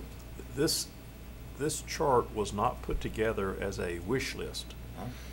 And that's why, like, for instance, in the security column under single point of entry or fencing, there aren't just X's down the whole list. It doesn't mean that every facility in the district couldn't use something. Right. It's just that you do have to estimate what the tax is going to bring in, Right. and then, as Ms. Thrush is saying, prioritize the needs based upon the anticipated revenue. Because, I mean, you could take this chart probably and just put X's across the board for how much stuff is needed out there, but this was trying to be more realistic and balance it against the estimated income of the tax and then put a priority to it. So I'm just offering that.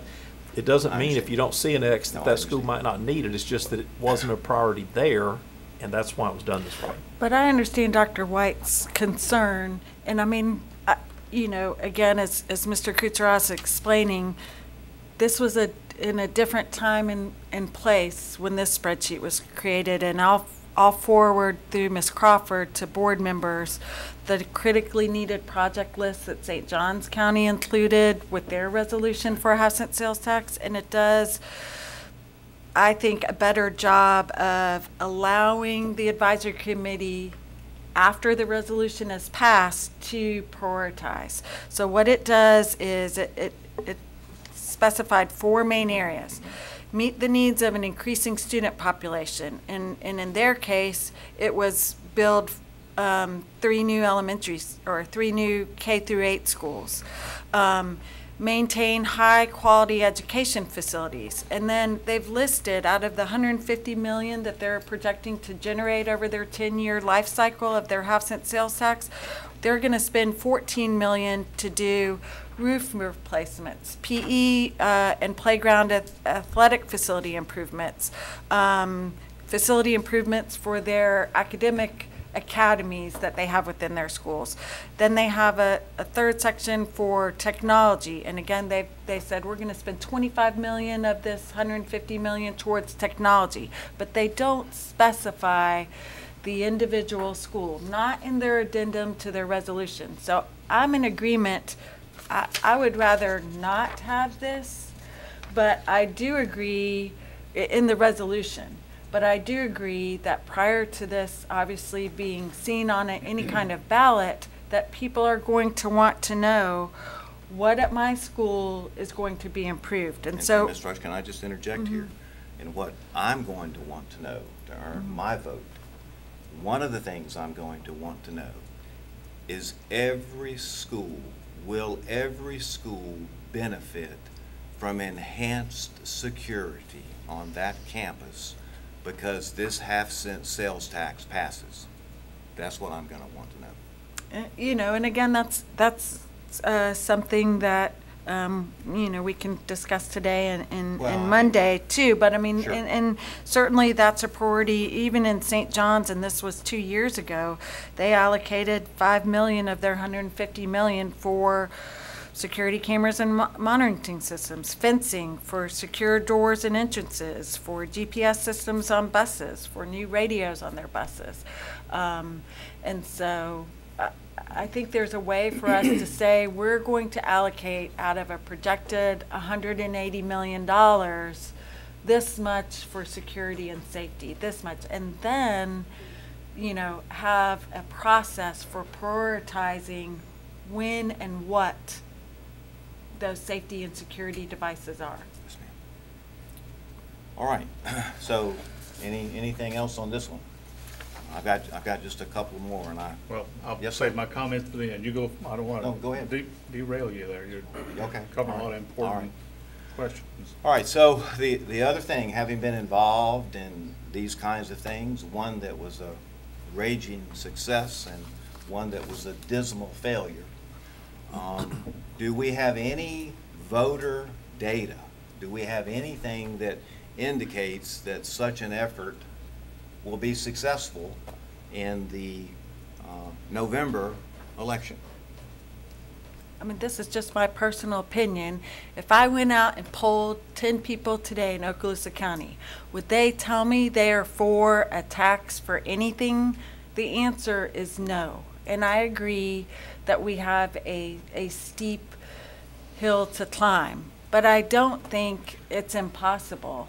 And I think it's possible for us to do polling. I don't think it's possible to do polling in the turnaround time that we have. I know Ms. Jackson shared an email that the Florida School Board Association sent us that was dated Monday, and from Opaga, and I spoke to, I don't want to misstate her name, is it Janet Tashner this morning, was very kind to take my call this morning prior to the board meeting. We don't have a deadline of this Monday, but as I've stated, there's other counties and school districts who are proposing sales tax initiatives on the November ballot and some on an August ballot. And now that we are all bound by this requirement to have an audit, OPAGA is trying to figure out how they're going to meet those needs, and they've got to possibly put out a request for, you know, they've got to put out a bid to have an audit firm be able to do all of this. So, and I've seen the polling questions that were provided to us previously. I'm not sure who came up with those polling questions, but if you go out and poll people and say, are you for a half-cent sales tax? I mean, that's like me asking my kids, are you for doing more chores in the house? No. The answer is no. But if you ask the public questions such as, do you know we're one of only 6 out of 67 counties that doesn't have an additional source of revenue. Did you know that our buildings are the oldest in the state of Florida? Do you know we have the oldest bus fleet? Those answers are also going to be no. So if we're going to poll, I'd rather use that poll as a way to inform potential voters. But I have no doubt that if we polled people this week, they would not be for a sales tax. I did send you a poll that was done at no expense to the county that asks some pretty basic questions. It was a 525 person sample, which is a decent sample.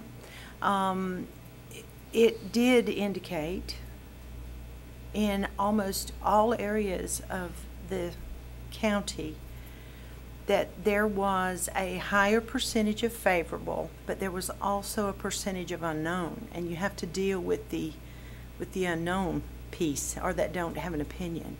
The interesting thing to me about this poll was that only 19% of the people who were polled actually had children in Okaloosa County, and we still received a favorable nod in that direction.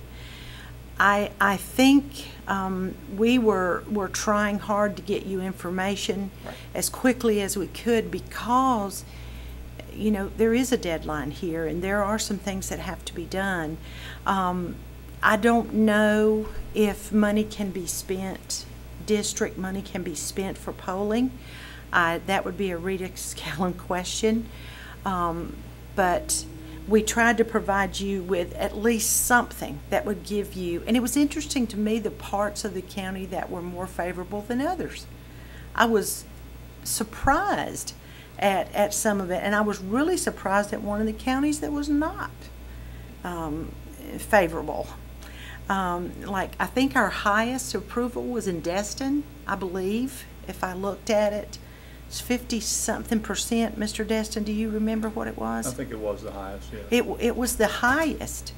So I am just here to provide you with information, and I will continue to do that and continue to have staff bring forward to you anything that you need.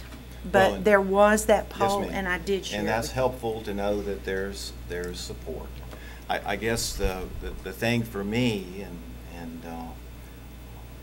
you know, I don't know what the margin of error in that particular poll was. 4%. 4 points. And I don't know. I mean, I know we said 500 people polled, but I don't know if those are registered voters, or if they're likely voters, They if are. they are super voters. I believe, if I understand correctly, but now I believe I understood this. These people were people who do vote. Because why would you poll anybody else? Well, I don't know. I mean, I wouldn't. I don't know how the survey worked, and that's why I'm saying. And then the second point would be, I don't know what kind of history we have with this particular entity and their polling results versus the real results, what really happened. And those are all questions that are important in my mind, because it is an indicator of how much revenue will be needed to move the needle to the positive side. How much will we have to spend, or how much will have to be raised by this group to effectively market and share the kinds of needs that Mrs. Thrush has talked about with the public to get them to vote yes. Okay? And that's why, to me, that stuff is kind of interesting in terms of how much we have to do that. And so, do we know if we are going to have any private funds to help market this initiative? We may have some funds that are not taxpayer funds. Okay. That we do have. And Rita is researching and checking on that right now.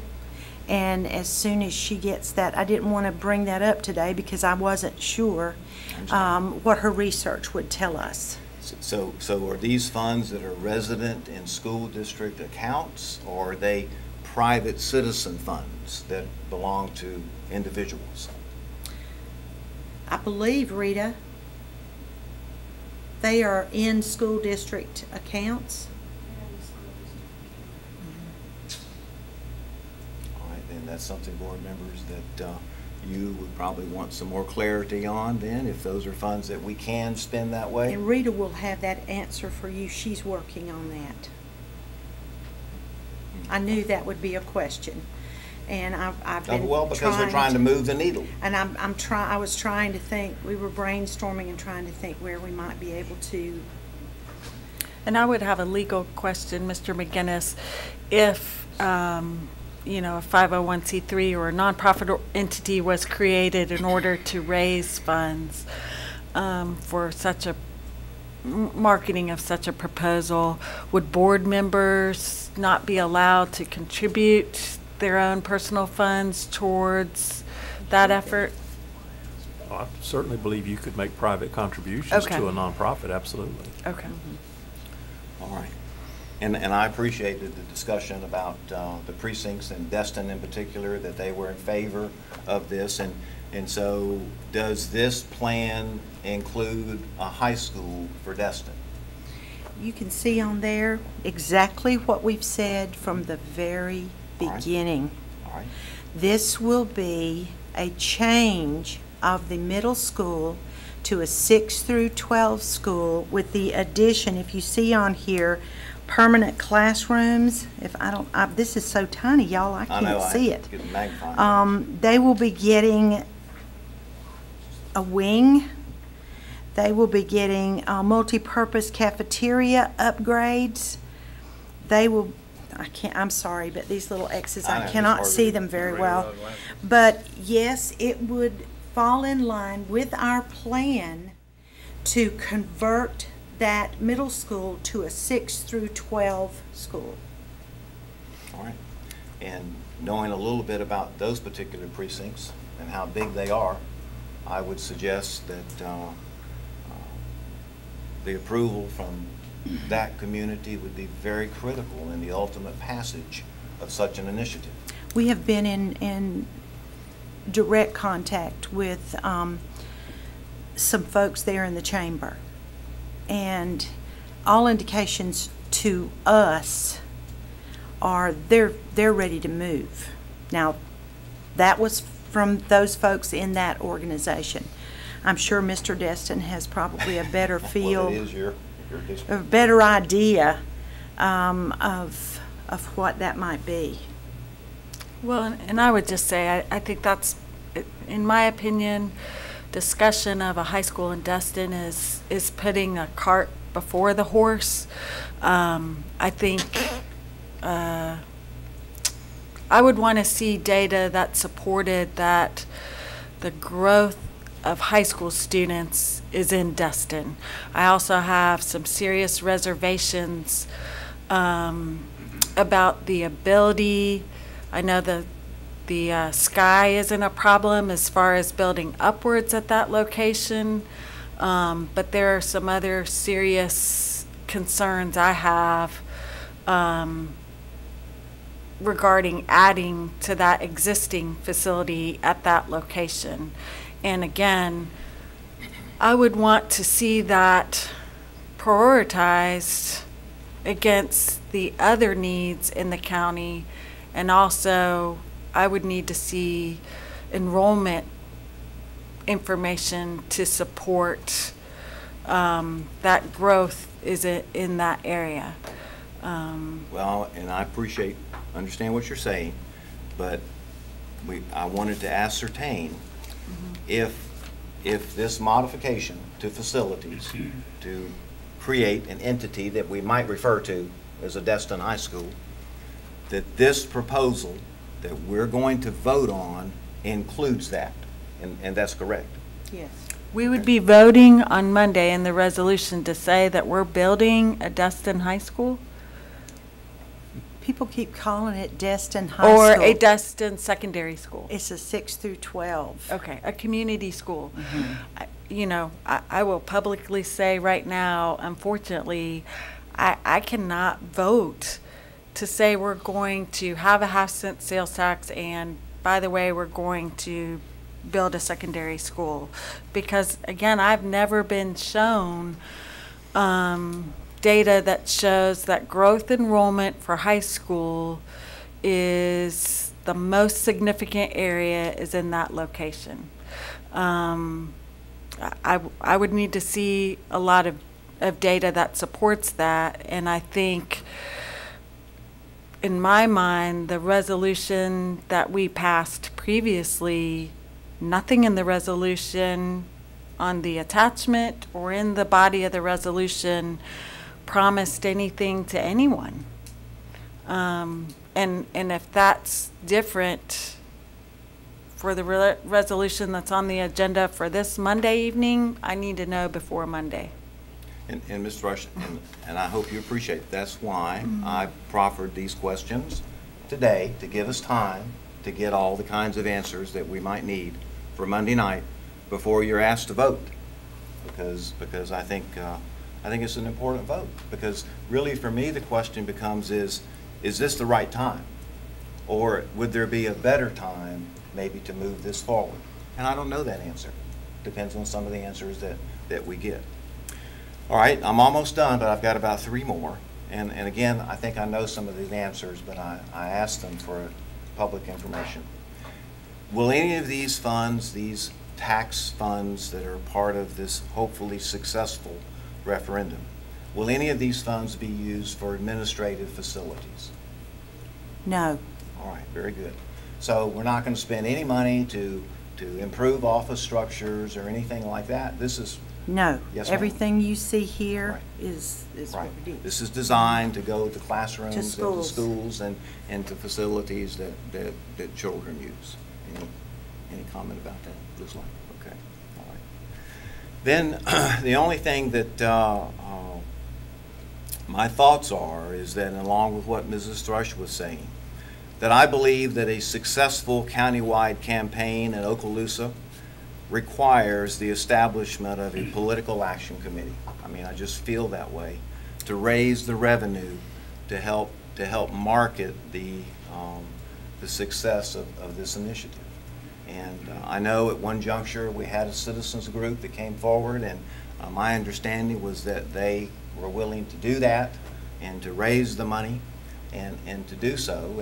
And I just feel like that's something that we really need, because we need those marketing devices, including mail-outs and those kinds of things, to try to persuade folks to vote favorably if they're so inclined based upon the information they're provided.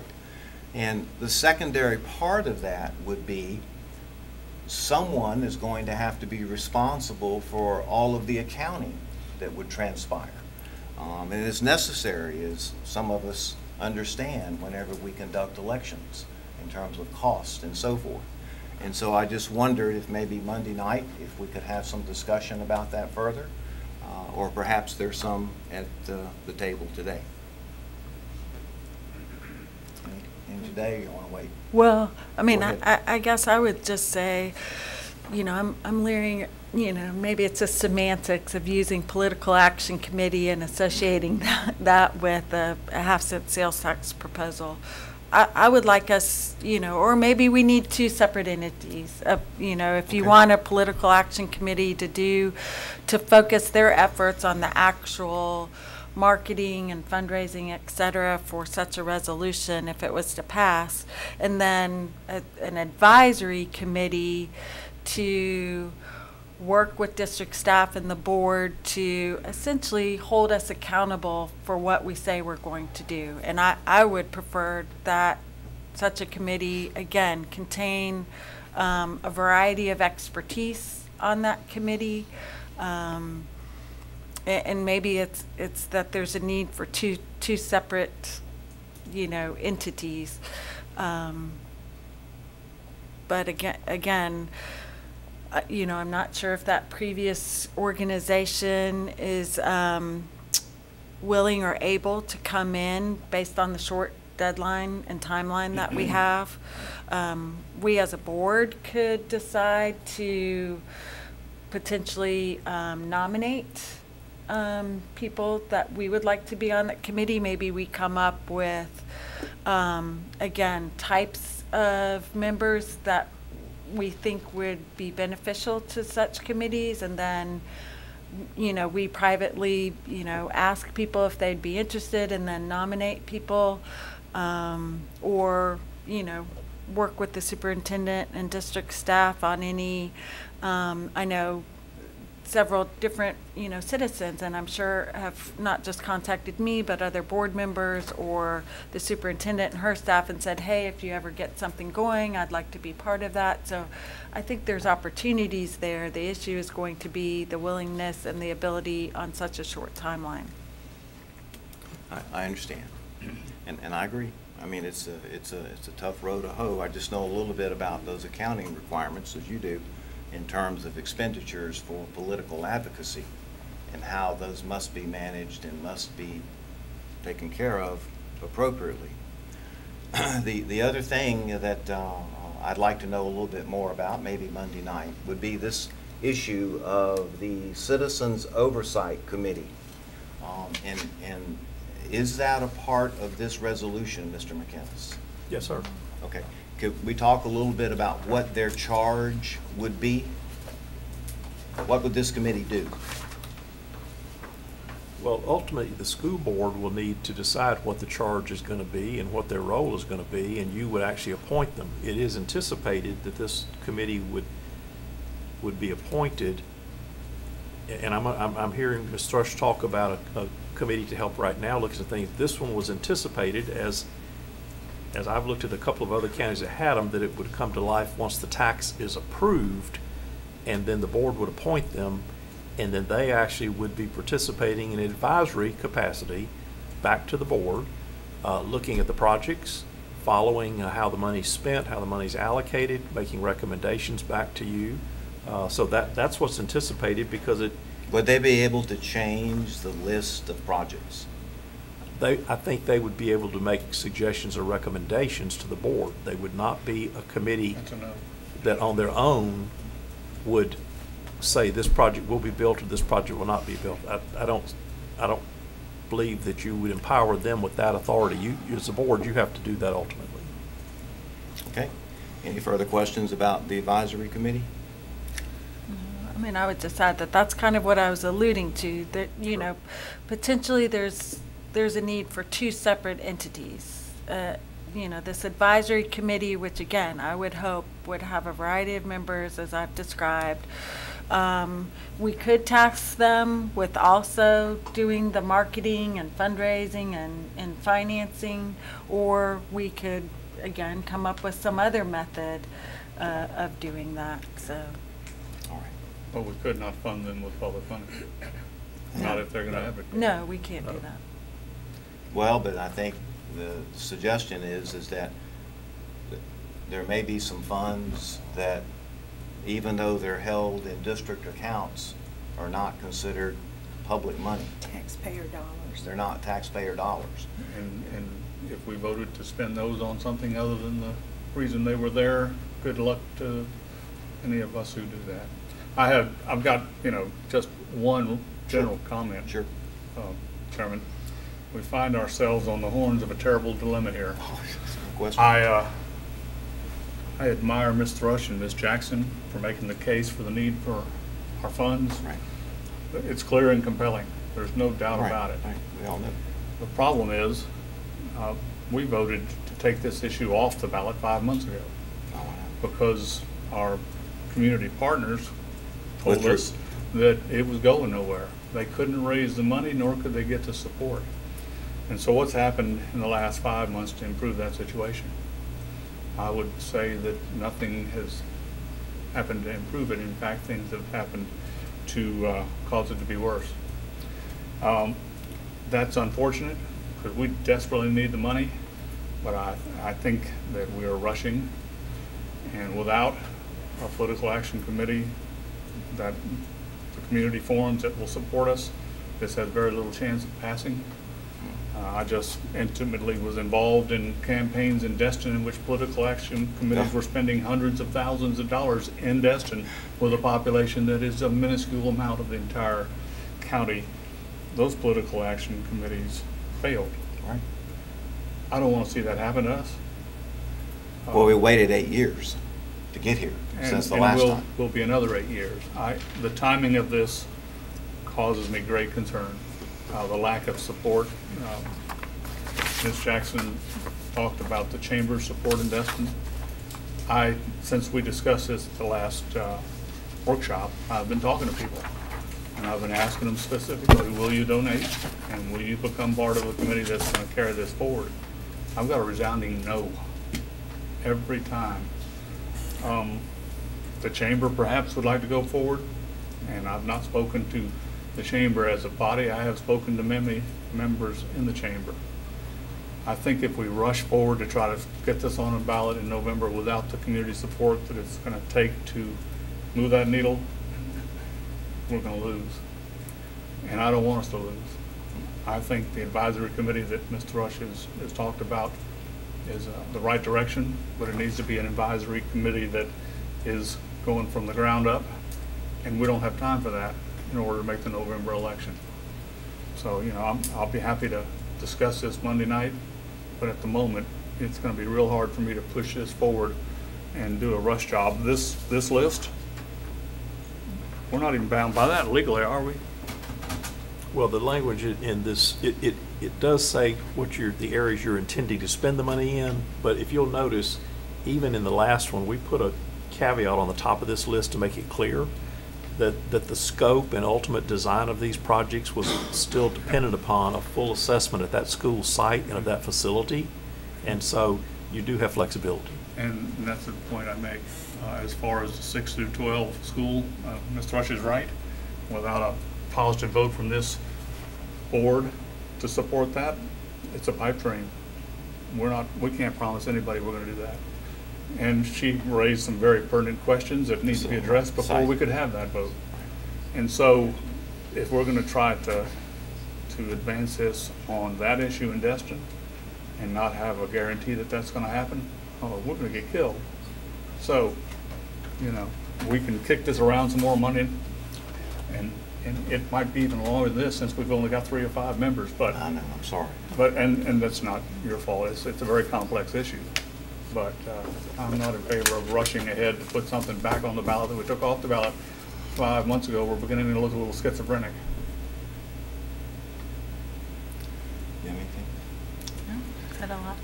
All right, so I'll wrap up, and I have a few more questions, but I'll just save those to Monday night in the event that we have a lengthy discussion again.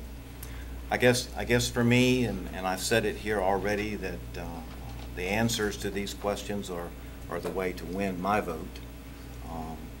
And I know there's no question we have the needs. I mean, I have literally been there, so I know the needs. And that we need the revenue that this would generate. But what we all know is that sadly, as in the past, as in 2010, needs don't win elections. And we must have the mechanisms in place to wage a successful campaign. After all, why did the Citizens Committee we had withdraw? And even worse, I am concerned that another defeat will set us back again and preclude us from a better opportunity in the future. And that's my concern. Anything else? All right, let's move on. We're almost done. 10.2, items moved from the consent agenda. 11.1, program status report by the board's representative.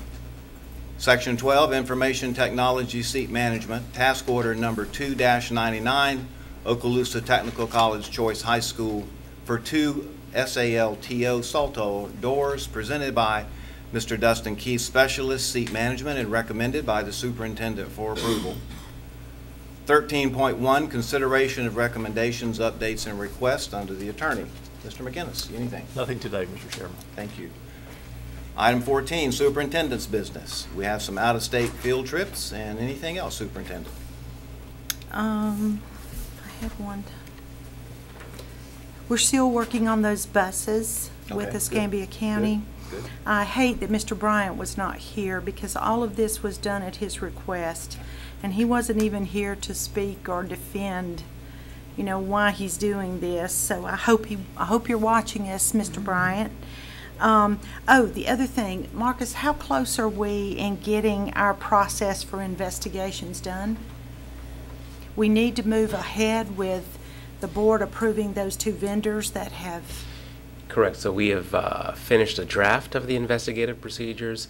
Mr. McGinnis has looked at the investigative procedures. We're going to be getting together tomorrow. And then there's just a couple other steps to where we'll get it to you to look at before we bring it to the board. Okay, I'm ready to move forward on this. Okay? Thank you, Mr. Chambers. Anything else, superintendent? No, thank you. Yes, ma'am. And my understanding is Mr. Bryant will be here Monday night. I hope so. That's what I understand. But, you know, I wish Oh, he I could have been know. here today. Oh, I know. Well, you know, the only choice was to wait and ask all these questions Monday night when we were getting ready to vote, and we might not have all the answers. So the only way to do it, in fairness, was to try to do it today so that maybe Monday night. Oh, I understand. We'll have more It's to no it. one's fault. It Right, just- right. All right, 15, board members' business. Mr. Destin.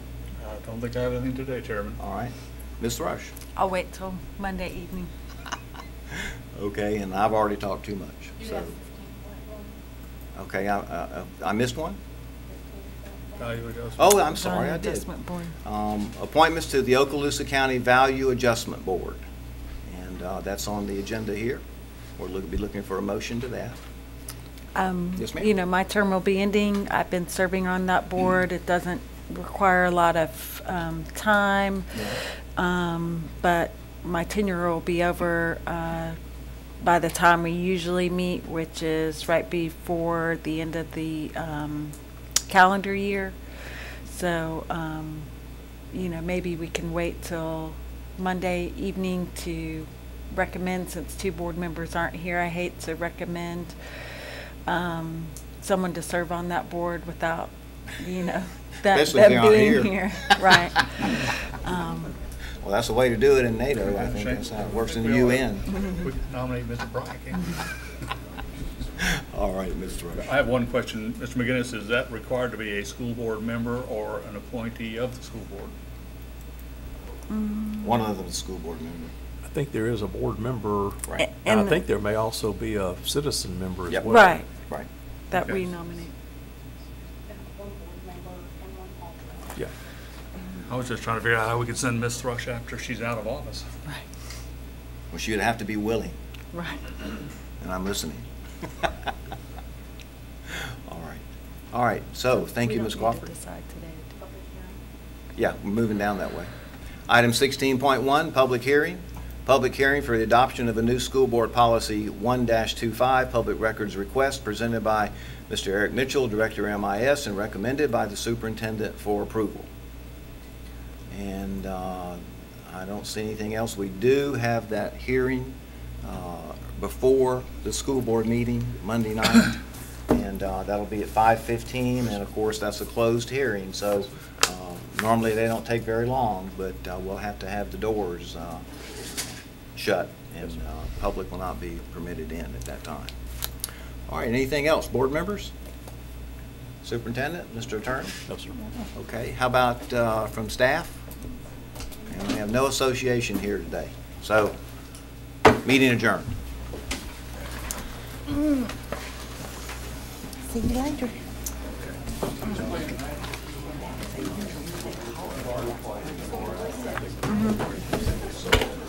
That's going nowhere.